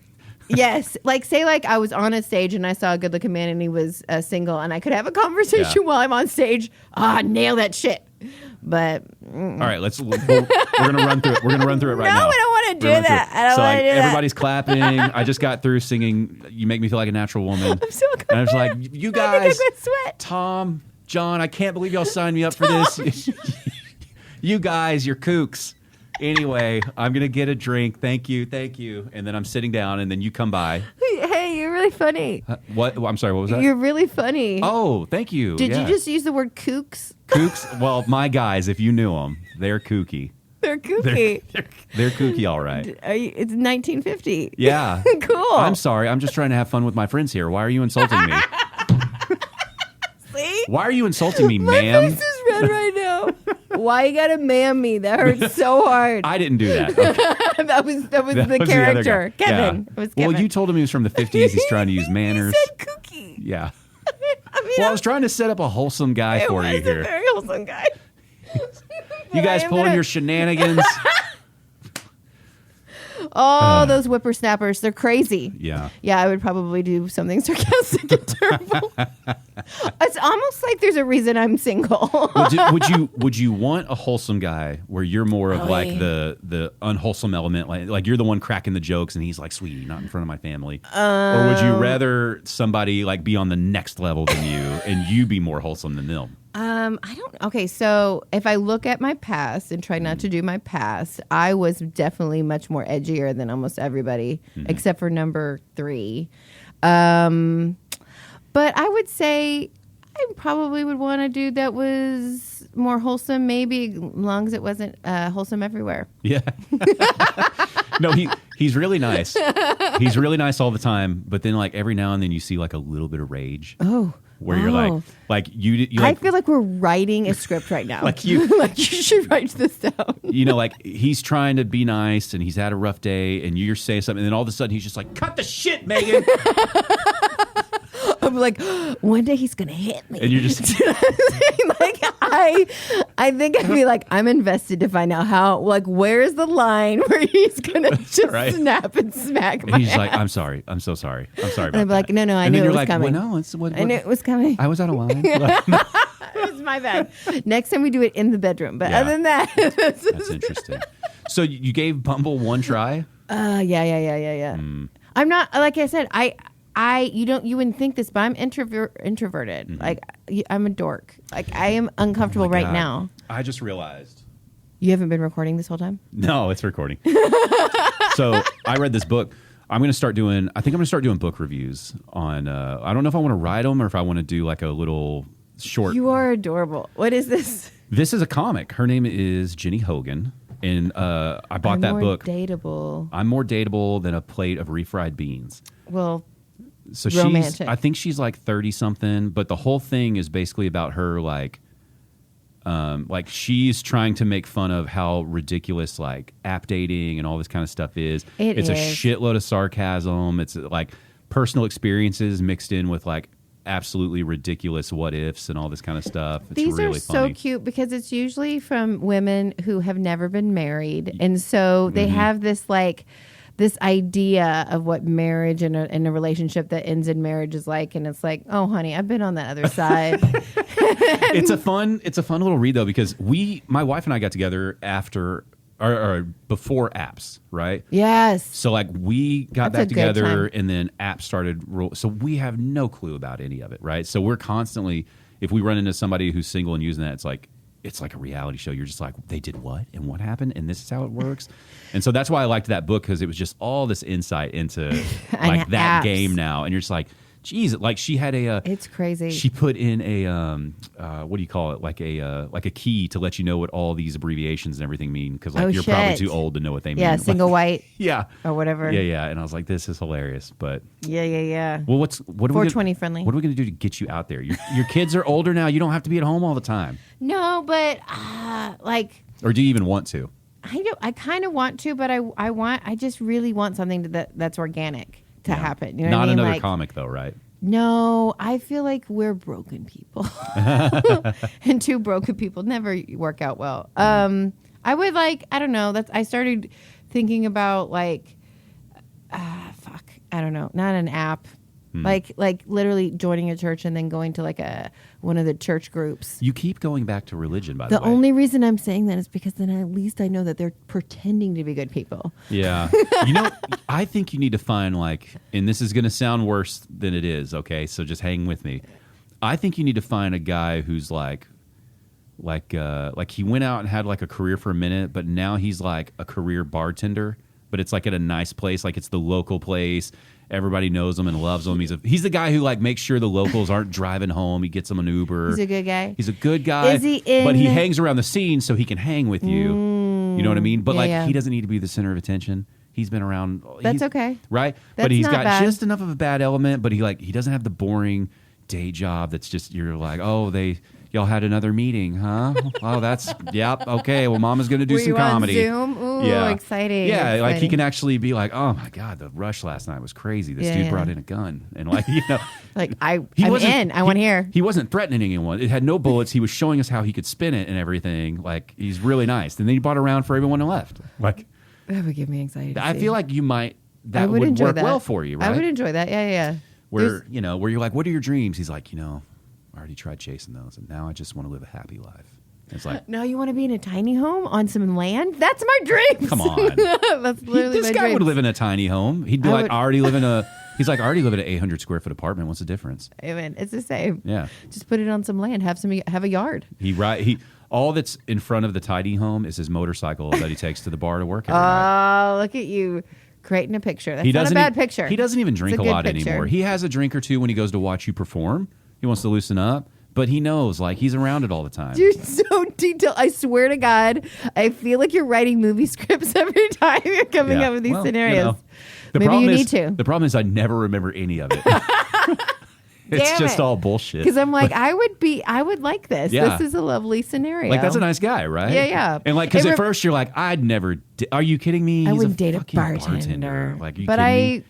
But then he's like, don't care anymore. But then some creep's hitting on you, and he comes over and bails you out. And he's like, I'm sorry, this dude's here. And he's charming. Like, hey, I heard you do comedy. I'd love to come watch a show. See, I love comedy. I'd be in. Yeah, and he'd be like, oh really? You love comedy? And he'd be like, you don't have to do that. Like, I know what you're doing. I'm not. You don't have to do that. And then you're like, oh, don't be mean. Yeah, don't be mean, Megan. You're like, I'm sorry. I'm used to doing that. I went out with a preacher. He bought me drinks and wanted a hand job. I don't. That's definitely what he wanted. A little fucker. You little fucker. I hope you're watching. Yeah. So, yeah, that sounds lovely.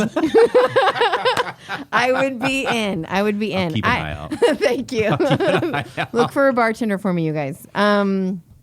But yeah, any dude who's just like got a moral character, because I've got kids, right? So I've got to like not bring home some crazy person. Your daughter's at an age, I feel like she could be scouting out dudes for you, though. So did I tell you about this? We were on vacation in Eureka Springs, Arkansas, and we were just doing all the little shops and stuff, and it was so cool. That is a really cool little place. But every time we went into a shop with like little stones, she kept grabbing rose quartz, and I was like, "Why?" It's pink. I was like, "Why?" And she goes, "Because it attracts love, and you need this." I was like, thanks, honey. That's so sweet. You're so sweet. Because you should get laid here. Get this. I could see her, though, just being like, hey, you're hot. I'm going to introduce you to my mom. Like, she should be pulling a little wing woman stuff for you, right? Yeah, what the shit? No.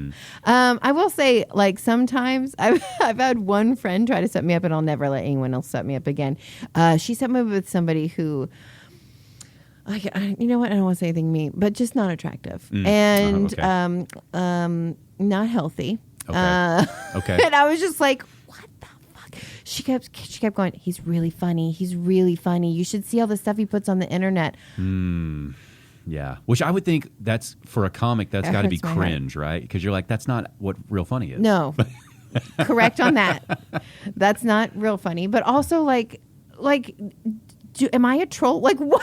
Am I a troll? Like, I used to pick up some hot ones. I'm confused as to what's going on. Anyway, so yeah, it was. I don't like seeing what people would set me up with. I don't fucking know. Anyway, I'm going to be single for forever. I've just kind of like, because if they're not at a comedy club, I'm not really anywhere else. Or I'm a child's function, you know? Yeah. But that's a good spot. There's got to be some single dads running around there. Maybe. They know the game. I usually don't look around, though. Because I don't want them not to be single and have a crazy-ass wife come up and be like, what are you looking? You know what I mean? Yeah, that's true. And also, like, I don't know. That's tough, right? Because comedy, like parent events, it's like, do you want to shit where you eat kind of thing, right? True. Because if it does go bad, it's like, yeah, but she's almost graduated. Maybe it wouldn't be so bad. But like I tried Facebook dating for 1 second and didn't go on one date. But it is overwhelming for a female. I don't know if she says that on there. She talks about a lot. Most of it is about how it's just a shit show. Yeah. There's so many men swiping on you. It's a lot. Because you've seen those clips too, where they're just like, yes, like just playing the odds, and it's like, oh my god, man, that's so sad. Yeah. No. When I was single, what my play would usually be, and now I would like to reiterate that none of these dates turned into my wife. That was different, right? So how did you meet your wife? We met in high school. I know. So then, how did you re-meet your wife? Is what I should have said. Oh, I just missed her and called her. Shut up. You need to write this down. This is a much better movie than you presented for me. Hallmark She probably tells it differently than me. This loser. This fucking guy. Oh my God. But I would join like a kickball league or something. Oh, I should do that. Right? Because we had a softball thing for stand-up, but it's all the stand-up It's all the stand-ups. No, I would find stuff that's outside of the stand-up circle. That's a group thing. Like maybe a friend, you go with a friend to do a group thing, because it's kind of like you get to date them a little bit. Like you get, like the kickball thing, it's like we would go hang out at the bar after the game and the other kickball teams would be there. Okay. So you're drinking and socializing with people. So you're kind of like, you're not on a date, but you're doing date things where you get to meet people and all that. And so that was always really fun. It felt like it took so much pressure off because instantly you're talking about the kickball thing and you got something to go with, right? So I thought that was kind of a good way to do it. But you're an extrovert. Yeah, but That's totally different. Yeah, but there's then fine. I need an extrovert. I need to hook up with an extrovert so that whoever I'm with, because I've never had an extrovert. I've never been with an extrovert. I'm the extroverted person of a group, which is not helpful of a pairing. So if I had an extrovert, that would be helpful because then I wouldn't have to talk to my parents. Whatever, I wouldn't have to talk to my parents. I would have to make all the conversation keep going. Like it would be helpful to have someone who's like, whoa. Well, I've never had that. That's going to be the person who comes up and hits on you, and you think it's weird at first. Maybe. And you gotta like give it a little bit of a chance. Maybe. You could probably just, like that guy who was a little insulting, you could probably just be like, do you want to start over? I'm not blowing you off, but you're kind of starting with insults. He wasn't attractive. Otherwise, I might have done that. Yeah. He was also like, I have an issue. So if he was hot, you'd be like, I am stupid. Like, I'm so stupid. I wasn't even funny, was I? Oh my God, I'm gonna be in there. No, I fucking don't even know. I don't know how I would flirt. Yeah. Because I feel like I haven't flirted since I was in high school. Do you know what I mean? Or like 20s or something. You can't say since high school. You were married after that. Yeah, but like I didn't have to do anything. Well, I met one of them on an app. Okay. And the other one I went to high school. But I met one of them on an app. And that one was like it actually wasn't even an app. It was the website Match.com. Yeah, this is when it still had a stigma to be online. Yes. Yeah. And to meet online. You didn't tell anybody you met online. Yeah. Yeah. Now if you're not online, they're like, what a fucking loser. That's so weird. I'm a weirdo right now, for real. That's true. And like, here's the thing with when I met him, it was between him and the school teacher who was he seemed like such a sweet guy, but he was going through a divorce with like multiple kids and stuff. But the one I ended up marrying didn't have any kids. He was going through divorce, but he like sucked onto me and was like, I don't want you seeing anybody else. And instead of me going red flag, I was like, okay, that's so sweet. Like he really likes me so quick. It's tricky. So I've been really, I think, single, really, really trying to get like mentally like okay with a lot of shit that I've had to deal with in my life. And like, okay, now I am not going to be cool with a red flag. Like if he did that now, I'd be like, oh, honey, you're crazy. Yeah. I'm good, you know? Yeah, I do wonder. We play a game a lot, like when we're out. Like when we went to that comedy show, it's like we will joke around and just be like, all right, if we did split up, like who in here? Who are you hitting on? I love that. And like we catch ourselves looking around. It's just like you realize how much you grow into like the person you're with. Yeah, like a couple. And it's like and it's like you realize it's like, man, they know all my shit and they're putting up with it, and I'd have to reintroduce all that bullshit to a new person. Yeah, and that's like, oh. I don't know. I feel like she looks like she'd probably put up with that shit. Like, it's not even like that's what you're looking for. It's not even like, oh, she's fucking hot. Like, it's like, you know, she looks like she's not going to be bothered if I do podcast on Sundays. Like, she looks like she's pretty chill. Because I think about funny. it, if it's like, if I was like, yeah, you know, I like to do a podcast. They'd be like, wah, that would be wah. a red flag, right? Maybe. Yeah. I don't know. I mean, it depends on how successful your podcast is. But here's the thing. I feel like you could be like a minister for marriage. Like, you know what I mean? The way that you describe it, you guys work together. You don't want to go elsewhere. Like, I mean, I could be you a could good preach on it. If you were in our exact scenario, I could guide you. You know what I mean? Yes. But I think what I would be good at, I think I would be very good at getting somebody really excited to get with someone and get married, and then it would fall apart and they'd be like, why did we listen to him?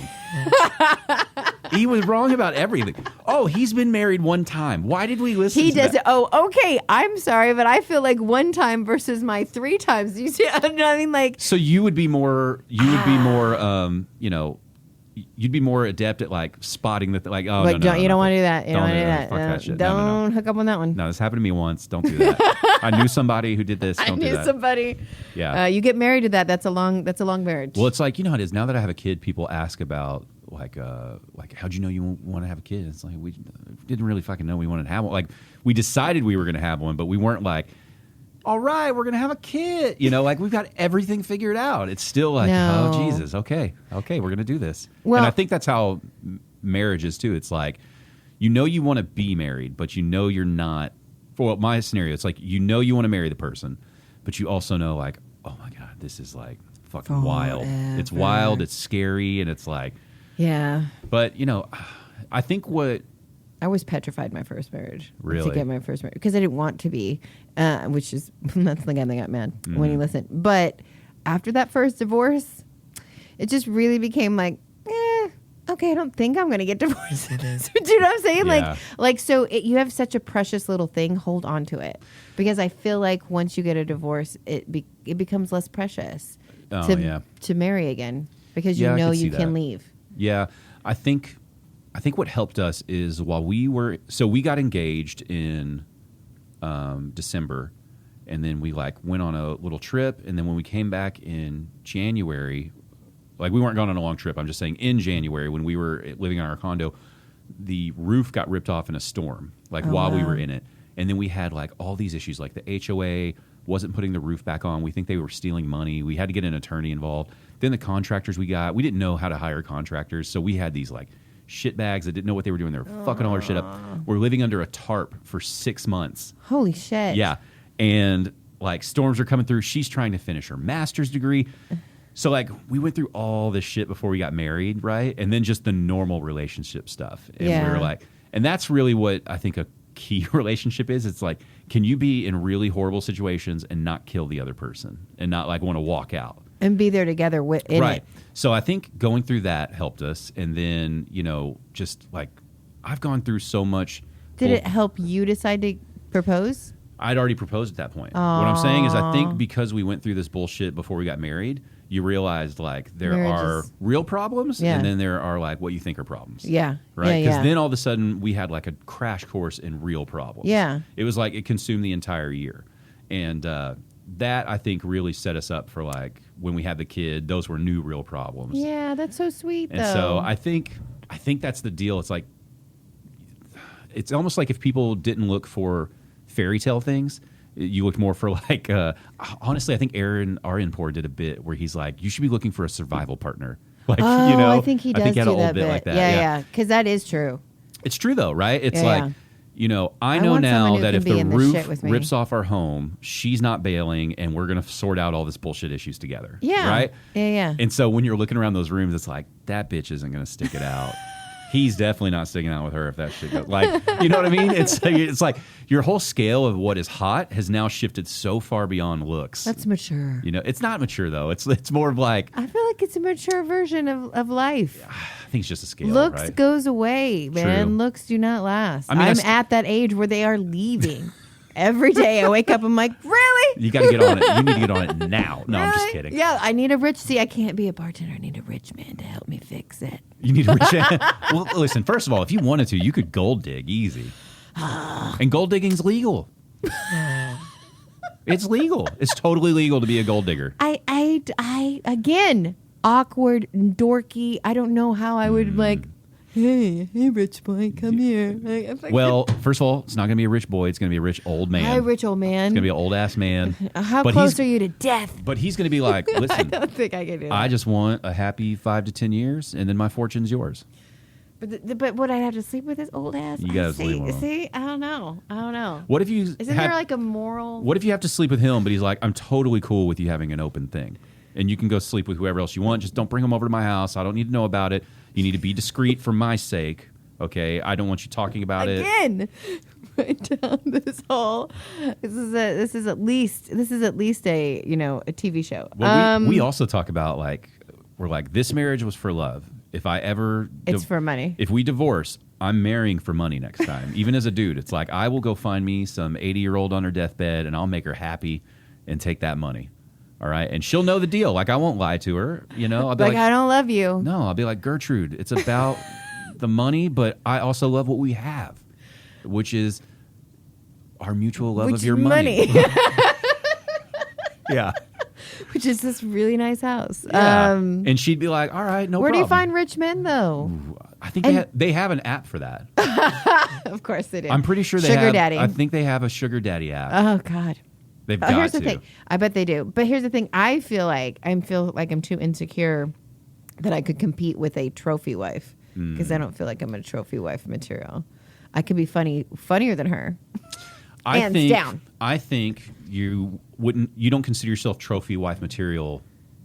I think not considering yourself that is what is getting in your way, right? Because if you took the confidence that you have on stage to normal interactions, then that's a trophy wife situation. You know what I mean? Yeah. Like, yeah. If you're gliding over to whoever with that same confidence, then they're just going to be like, "Oh, hi, hello, yeah, no, really? I'm Tim. I work at a bar." Aren't guys intimidated? I work at a bar. Exactly. No. Well, I mean, the type of guy you would want to be with is not going to be intimidated by that. I like that. Right? Because you want to be yourself, right? Correct. And there are plenty of dudes who view that type of confidence in a woman like that's a big turn on. Yeah, Okay. yeah. Like if a woman came up and was like, I don't know how a woman would hit on me that's not cheesy, like the way I would pretend to say it. Hey, slugger. Like, no, I'm just kidding. But no, if she just came up and was like, hey, slugger. Hey, I saw you over there. Like, what are you doing here? You're watching comedy? I'd be like, yeah. And then she's like chatting me up, buys me a drink or something. I'd be like, damn, this bitch is like running. Am I gonna have to put out later? What is this? But it would be a turn on. Like, okay, that's good to know. yeah. And basically, you've got to view. I'm getting dating. You know what? Lesson. I was talking to a friend of a friend. She's like probably 26, and she was struggling in the dating thing. And I was like, what's the issue? You're cute and young. She was struggling because guys thought it was weird that she lived with her parents, right? Like they didn't want to come over to her house and all this stuff. I found out later. It's cultural sometimes. Well, I found out later she didn't live with her parents.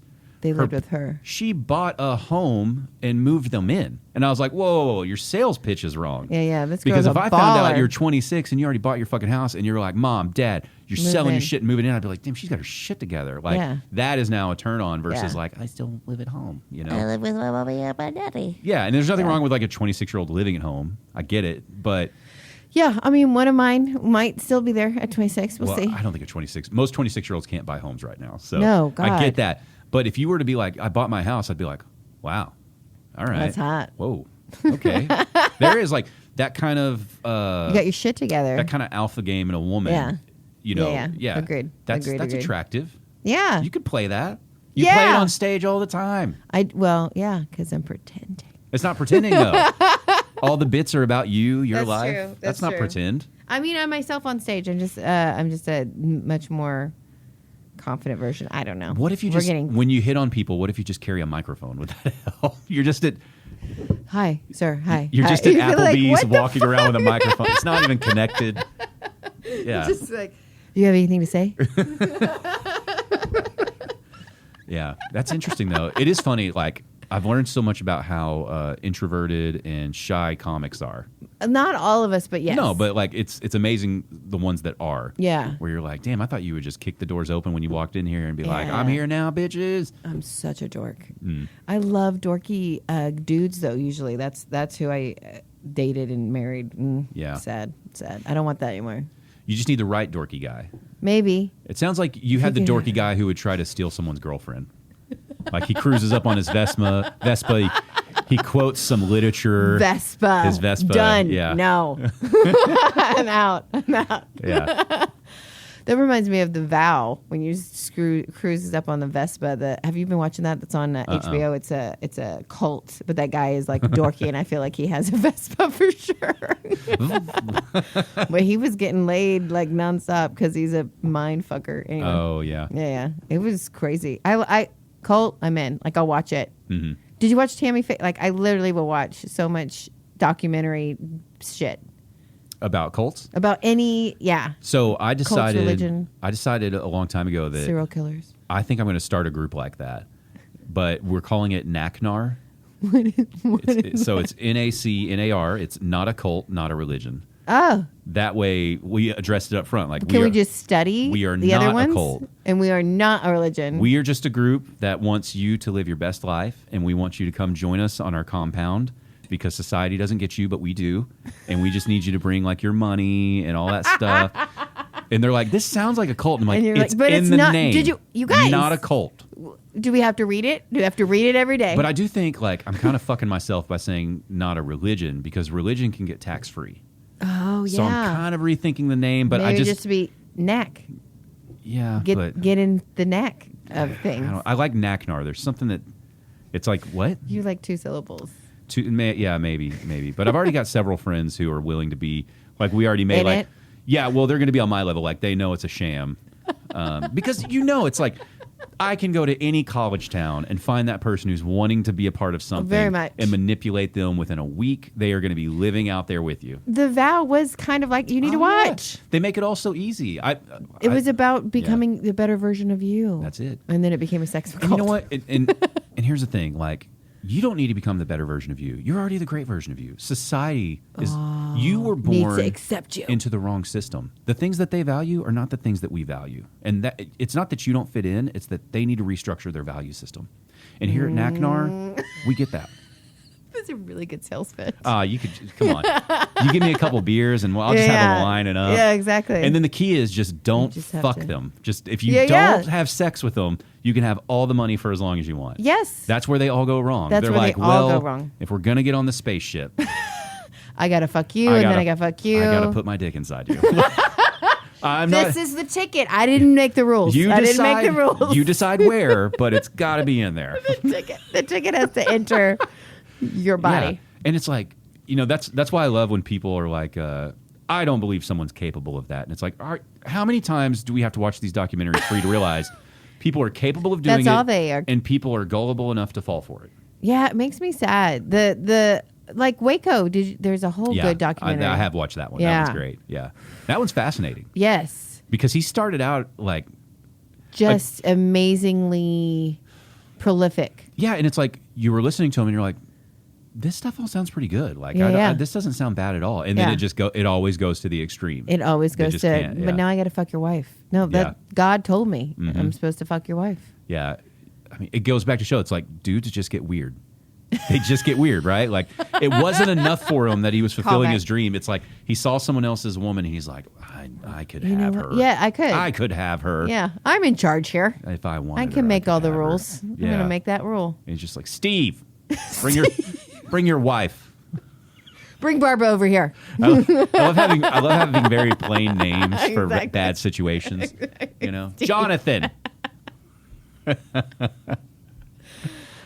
yeah, I mean, I remember going to Austin one time, and in front of the at that time, I don't know if it's still there. They had a chapter or whatever they call it of the Church of Scientology. Oh, I bet they did. And there was like two people standing out front. They just had their arms straight up in the air, staring at the sky like they're praying to something, right?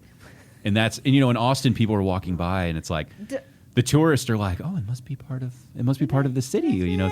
And then, of course, like the loner in Austin who doesn't fit anywhere or whatever is like, maybe I should check this out, right? Exactly. And so, L. Ron Hubbard came to me. And I went in because I was like, I want to see what this shit's right. So I go in, and I was I like, heard it's empty usually. there wasn't much there, and there was a couple people there, and there were some books, and they were like, yeah, if you'd like to, I was like, yeah, I just wanted to know what it's about. I was like, I've heard a little bit about the religion, you know, I'd like to know more about it to see if I want to join. And they're like, well, we start by this book, and they like wanted you to purchase a book, right? Yeah. And then there was going to be a presentation that you had to sit through. And I was like, well, can you just give me like the Cliff Notes? Can you just tell me about it? And they're like, well, we have like a system, we do this and that. It's like, and you see how quickly it's like, well, you buy a book, this is a MLM. sit through a presentation or whatever, Yeah. and then on the way out, maybe you purchase something else, and then you come back, and it's Yeah. like, and then so many of them are, all of the cults are like, you don't want to feel stupid when you realize it's bullshit. So now you're like, well, I'm in it. Yeah. Right? Because yeah, otherwise you I gotta think go. that's a huge Otherwise you got to part. go back to your family and friends and be like, I was wrong. yeah, I just kept You were fucking right. him, and he told me we were gonna. I will say Scientology, I don't think, has fucked people like that in that way. It didn't I don't become a know. sex cult. No, I mean, and they have created It's just become a... on paper, they have created Money. a religion that is legitimate as every other religion. It's just you have watched, That hurt my whole soul. but the difference is you have watched it form in your lifetime, so it seems strange, right? No, okay.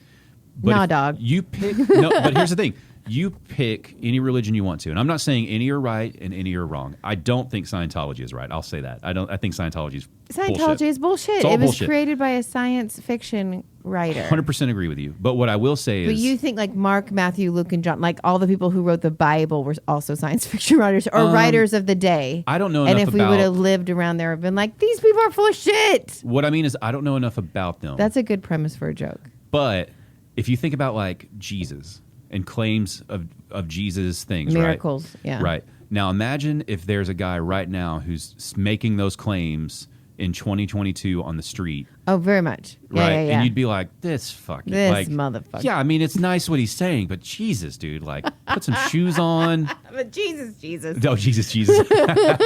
No, but you would. Well, I got sandals. That same person is the crazy homeless guy in the corner Oh, that yeah, you don't yeah. listen to. Yeah, yeah. And so that's why Scientology seems extra weird because we're living in the beginning of it. Oh, But God. I guarantee you, like 100, 200 years from No. now, it will be another like. I'm telling you, it will be. I Think about how much hope you are wrong. Think about any other religion you want and how much information of that religion's beginnings have probably just been like you pull a sentence or two out here, you pull a paragraph out there, right? So eventually they'll probably get rid of a lot of the L. Ron Hubbard shit. Or the aliens and the I bet they keep all that. Thetans. I bet they keep all that. But they just they like wash away his craziness. That's a statement right there of, no, in 200 years, this will be up there with Hinduism and Muslim Maybe and not Christian. that high. Maybe not that high. What's like a smaller religion right now? Oh, man, I don't want to shit on Mormon? anybody's religion, I guess.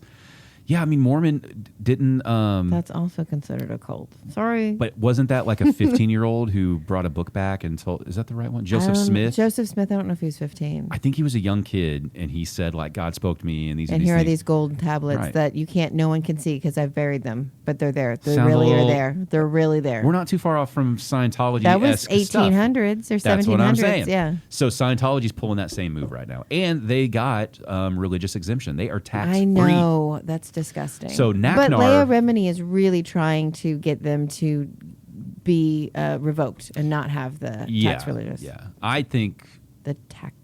there should be no tax exemption for any of it. I agree. You know, I agree. I think we could find a better way to support your small community churches than the taxes. We need a way that lets them get a couple perks, but Joel Osteen pay his shit. Yeah, yeah. I don't know. There's a lot of gigantic, especially here in Texas. Like, have you watched Righteous Gemstones on HBO? Yes. Yeah, it's an amazing show, right? Yeah. But that's exactly what it basically, feels if like. everyone would just be me and listen to me. If everyone would just join NACNAR. Yeah. I need to work on the name, though. But yeah, NACNAR, I think... Like yours, when I said it, you're like, I need to work on that I name. need to work on the name. Well, I just need to get the religion part out because I want tax exemption. I want that. We got to make that work. Not a cult, not a cult, definitely a religion. Nectar. I took it so far as like I started looking at real estate like in beautiful places. I don't have money for this real estate, but like I found out that you could buy like 10 or 15 acres in Big Sur, California for like $500,000. Like not a crazy. I love it. You're like just chump change, like $500,000. But you think 10 acres on cliffside beachfront property, $500,000's come on. That's just for the land, though. I mean, That's you're gonna have to fine. build some My shit. Are we all gonna? followers are gonna make it. Oh, okay. They're gonna help us make the promised land up there. Just gonna be in yurts on the side of the. We'll start that way. We're gonna need to. Yeah. We're gonna need to. We're gonna live off the land for a while. That's why I'm doing this farming in my garage.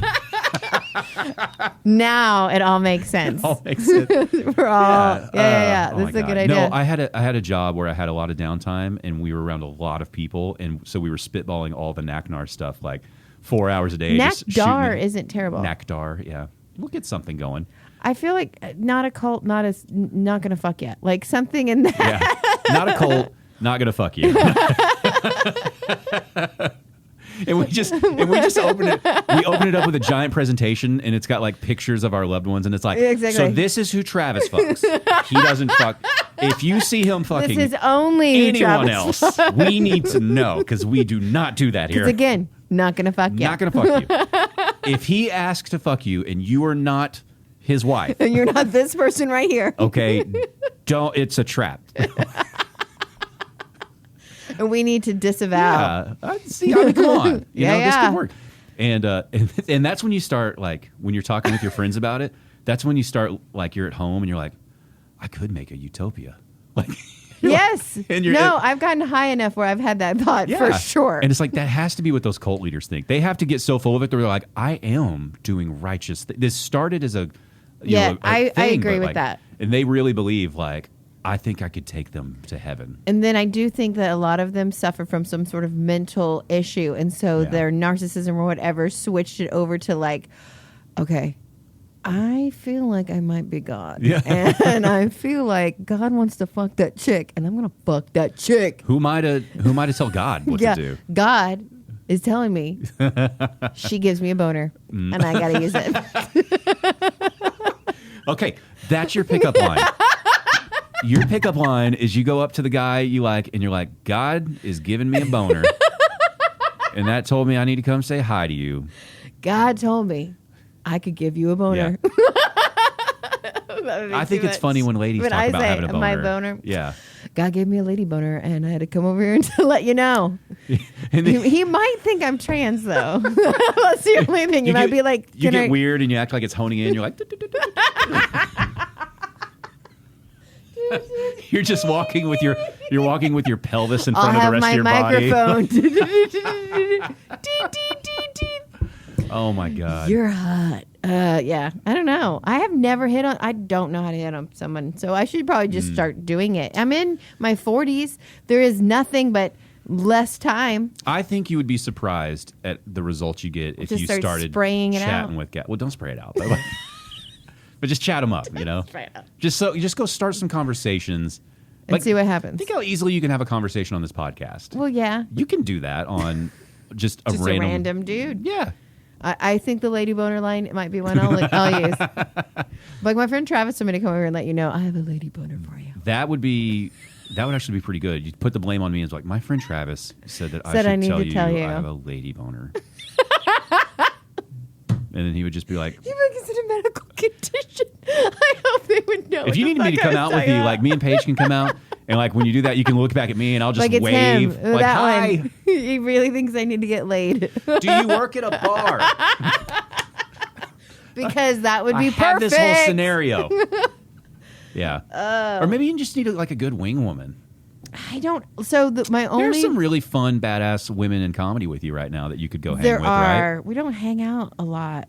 Like, Maybe I'll need I to don't hang out know more. why. Yeah, I'd love to hang out with a few of them for sure. Sylvia being one of them, but she's very busy. She's never doing With any babies. hanging out with 4 children. No. That's just not happening. She's probably not going to go to the bar and let me know. Is speed dating still a thing? Because I feel like you would crush at that. I probably would. I think you'd have fun too.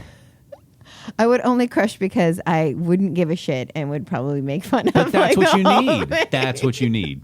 But I don't. I mean, I think I would have fun. Yeah. I don't know. I feel like there should be. If there isn't, I bet it's in one of those little like group things you were talking about. You should me look for like joining. Yeah, like Meetup. you should go to stuff that you're not very good at. Oh right? God, Like go to like Top Golf with a group. I am the worst Yeah. at Topgolf. Well, because then it gives like a guy can come show me. Well, how no, to- not like the damsel in distress, but like you have something to talk about. Like I'm so terrible, and if he's like I suck too, it's fine. Yeah, let's just get beers instead. Yeah. Boom, you're chatting with somebody. Okay.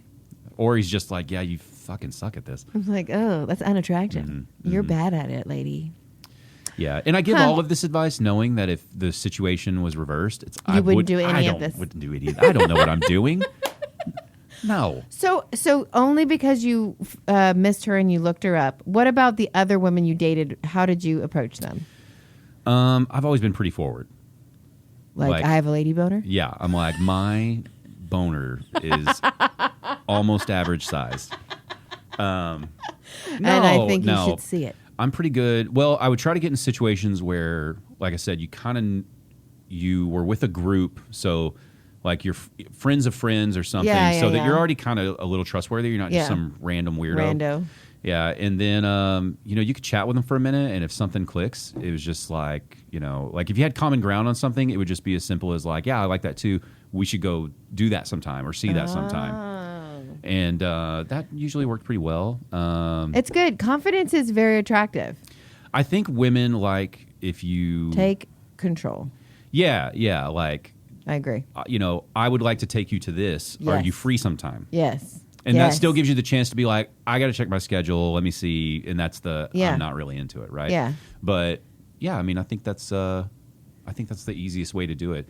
And it's very like it's not romantic, but it's very efficient. It's like I need to know right now if you're kind of into this, right? If you're into me or not. Yeah, and like why The like idea. waste all like because if she's not into it and you're chatting her up for an hour, you're kind of just wasting her time too. But that's what I feel like apps end up doing is that you're texting each other. There might be some sort of like connection via text because they know how to like have chat. That's what they always talk about on all the reality shows. She can chat. She has chat. So you can chat with each other. Then you decide to meet in person and the spark is not there. So to me, that's like so much fucking time I've wasted Yeah. chatting with you when I don't True. find you attractive in person. Yeah, and it's hard because it's easy to be a great conversationalist when you have time Via to think text. about what you're responding Yeah. with, right? Yeah, so yeah. that makes it a little more difficult. Yeah, I mean, I don't know the ones where I had that kind of confidence and was I was hitting on someone. Those relationships did not go that well, and I always wonder if it's because it's the type of woman that really liked that. I don't know. Whereas the ones where it was like a friend of a friend or somebody that I kind of knew but didn't know, those usually were better relationships. Huh. For me. So like maybe you presented yourself in a different way than you actually are to get that initial thing going, and then that's why it didn't Probably. work out? Yeah. Because I would think I'm more like, You're chill. yeah, and then I'm pretty okay with being like goofy and silly. Yeah. So I don't mind making that's an a ass bad of myself thing? sometimes. Well, I mean, it depends on the kind of the girl you're girl. attracting, right? So, Well, those girls are stupid. Yeah. Goofy is good. yeah, I mean, like to some women are like, I need a man. It's like, all right. All right. Well. Have fun. So I shouldn't be There's juggling? ranches. There's ranches with cowboys around. Yeah. I don't know. But also, like, the time my wife and I were separated, I think we were both, like those were, like, our party days, too. So I think we were both just, like, getting fucked up and having a good time. So you weren't thinking about long-term relationships with any of those people, I don't think, You weren't? I mean, I'd never thought, like, oh, I might marry this someone. It was always just, like, She's let's fun just see right how now. this goes. Yeah, Yeah. she's fun for now. She Yeah. seems cool. I don't know. I wish I would have done that, man. I was waiting tables and bartending, so it's like you're hanging out with a certain crowd, right? Yes. You Those know? were fun crowds, though. It was a great crowd. Yeah, yeah. Not anymore, like No. but I mean, unless it's Tim who drives the motorcycle and lives in the tiny home. He's fantastic. I like, Tim's a good fucking name. It's a good name? Yeah. And it's not short for Timothy. It's just Tim. It's just Tim. Yeah. His parents are like, just Tim. Just put it down, Tim. His parents call him Timbo. Oh, my God. Timbo, I need some help with the dishes. Timbo. Mom. I bet he's really helpful with his parents, though, too. Oh, and he doesn't, I shouldn't, he doesn't go, Mom. He goes, yeah, of course, Mom. Like, why are you doing the dishes? Mom, I can do them dishes. What the fuck you doing? I don't know if I've ever I don't think I have dated somebody with like a real heavy country accent. Maybe you should go. Maybe that's what I need. Maybe you should go to like a country bar and just have some guys dance you around and have a good time like that. And I don't know how to dance country. They'll show you. They'll just fling you around. You don't have to worry about it. I called it dance country. I don't know even think that's how you say. I don't know how to dance country. I know how to like or tonk. I know how to honky or tonk, exactly. Yeah. I know how to shake my ass. I like because I grew up in I say the hood, but I grew up in Kansas City. I grew up in So I know how to dance to good music. Well, that's the thing though. If you go to like if you go to like Red River or something. Yeah, fuck it. I would not. I would. No, but they play that same music in which. So what happens is they'll play all this country music, and you'll see like really good dancers and spinning just people around, having fun, right? Like they know what they're doing. And then those people will get annoyed because they'll start playing like hip hop for a minute, and they're just like wanting to dance. And then there's other people. I'm like, but I could do that. Yeah, and then I think that's actually, Red River. That would actually be pretty fun for you to go to. That would be fun, except for literally every weekend. Every weekend I'm almost booked. Every weekend. You got to make a little time. Just pick. I'll just have to tell somebody no. Just like 4 months in advance, take off a Friday. Yeah. You know, and then say like, this is a girls' night. We're going out, and then invite some of your comic friends that you like, and go. My wife would probably go with you. I would invite your wife in a heartbeat. Yeah. I don't know, like. Yeah. Okay. She loved your set, by the way. That made me so happy when you said that. Yeah. I wish I didn't have to wait forever to get paid. It's okay. But yeah, she loved it, and I think now that she, like, I'm trying to think, she hadn't seen you before, but she had heard me talk about your comedy before, and now that she's seen it, she's like, oh, okay, because when you describe someone's comedy, sometimes it just doesn't work. I can't imagine. Yeah, and I told her, I was like, she's like, why are we driving to Fort Worth if this person's going to be in Dallas? And I was like, no, it's going to be cool in the small room. And when she left, it's better in the small room. Yeah, and she was like, it was so much better that we went there to see that. Yes, because honestly, it really, you would have been disappointed in Dallas. Yeah. It wasn't the same show. Did you see the girl behind us who pulled out her little baggie of cocaine for Catherine? No. Because I was having to be way far, in the back just watching. And so behind us, she was teasing this girl because like nobody was sitting by them. Is that the one that no one was sitting and around? they went to the restroom or whatever. Yeah. And then So when funny. her friend came back, she made some comment about like, oh, y'all must be friends in the bathroom or something like that, talking about cocaine. And then she pulled out a little baggie of cocaine. And I was like, and she was like, oh shit. I love her so much. Yeah. She's very sweet. She's the one who requested like to have a female opener, which is so cool because nobody does that anymore, it seems like. So it was just really like, I'm like, I love this chick. Yeah. And she's fucking funny and she's nice.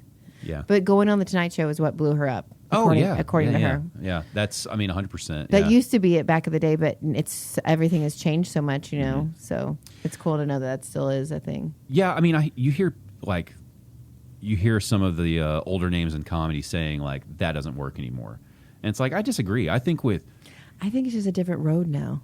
It's not the road that used to have. I don't think that's the end all be all, but I don't think you should ever like think it's not going to do something for you because it does. The amount of clip can go crazy, right? Yep. I think what happens is if they know they're going on TV, they get worried about watering down their act.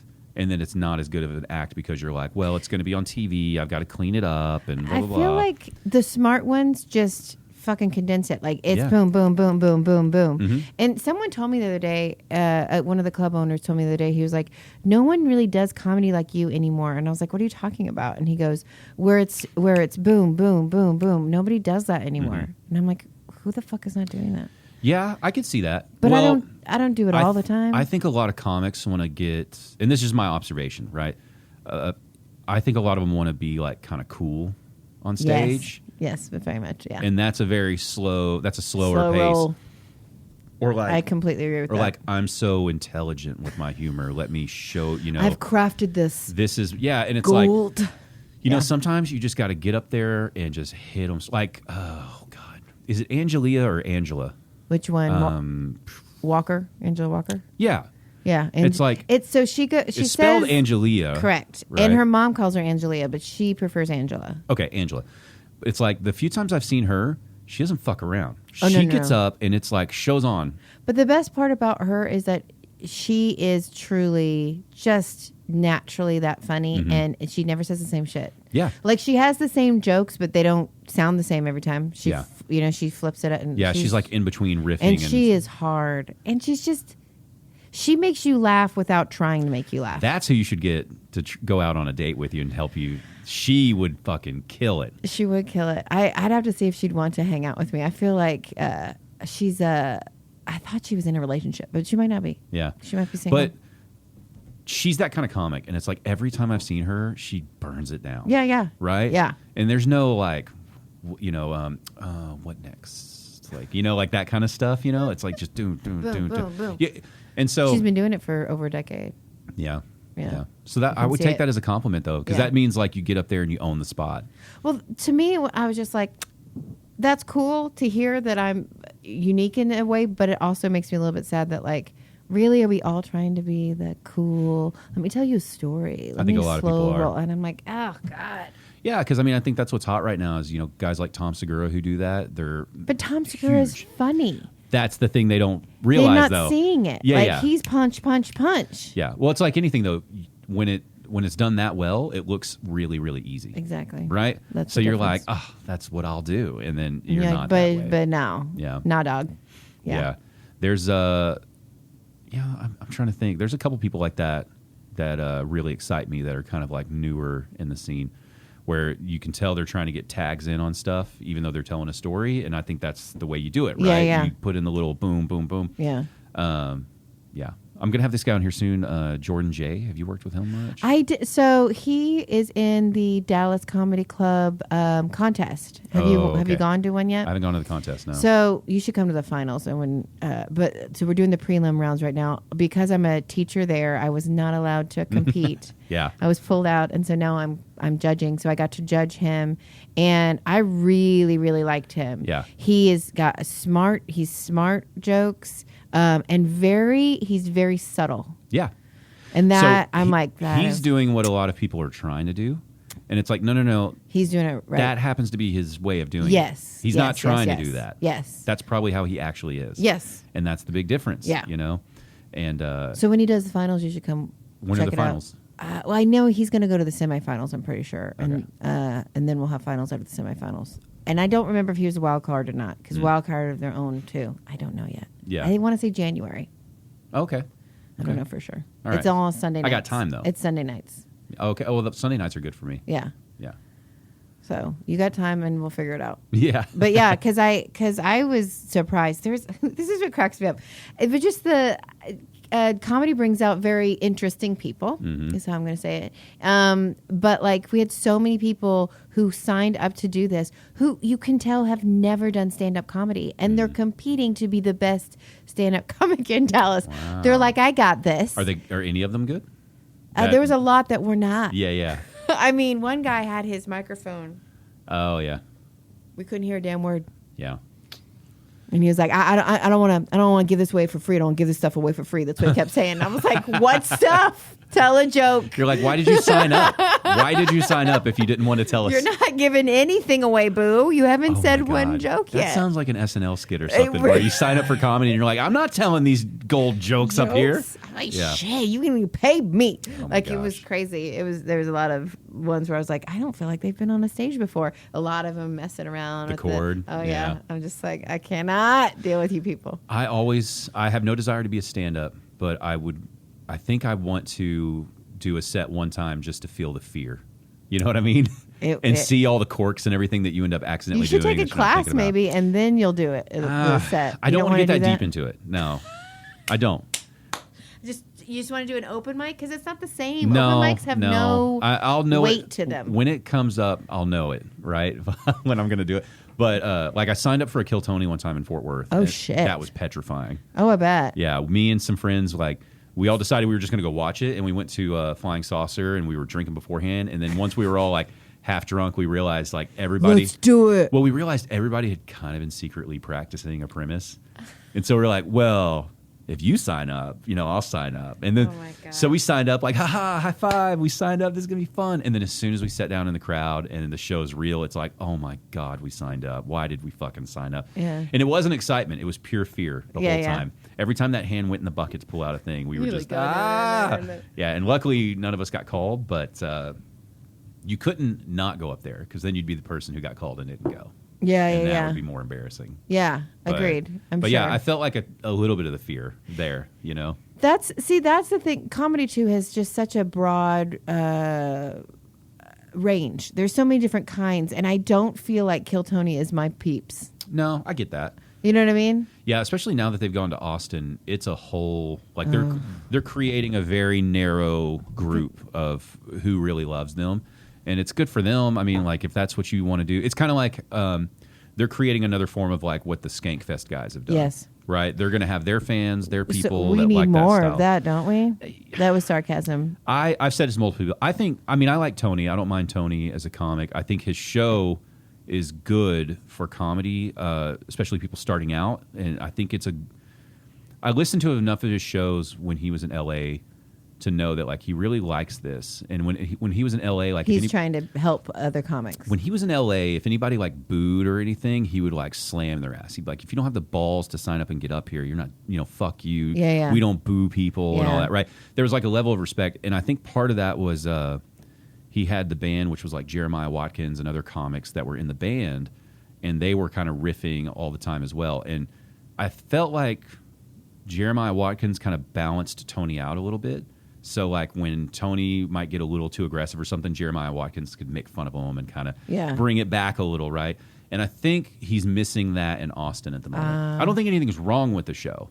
I just think when that band was there with him where they were comics and they could like balance it out a little more, I thought it was He doesn't more have that right entertaining. now. Yeah, and maybe I just like Jeremiah Watkins' style of comedy more than Tony Hinchcliffe's, and that's why I feel that way, but it definitely feels like since they've gone to Austin, it's gotten more like bro-y and Very much. like now I think they're sponsored by like strip clubs and stuff. Which it's like, make your money, Hey, do your thing. for real, though, but for real. it's like, are you getting a lot of genuine laughs all the time, or do you have like some sycophants that are like, But we don't care if people are offended? And it's like, well, I don't care if people are offended either, but But to me, it's I on mean, a that's- weird level. Yeah. It's like some low hanging fruit sometimes. Sometimes. Really, really. But I do think he is a talented enough guy that I think he could break out of that if he wanted to.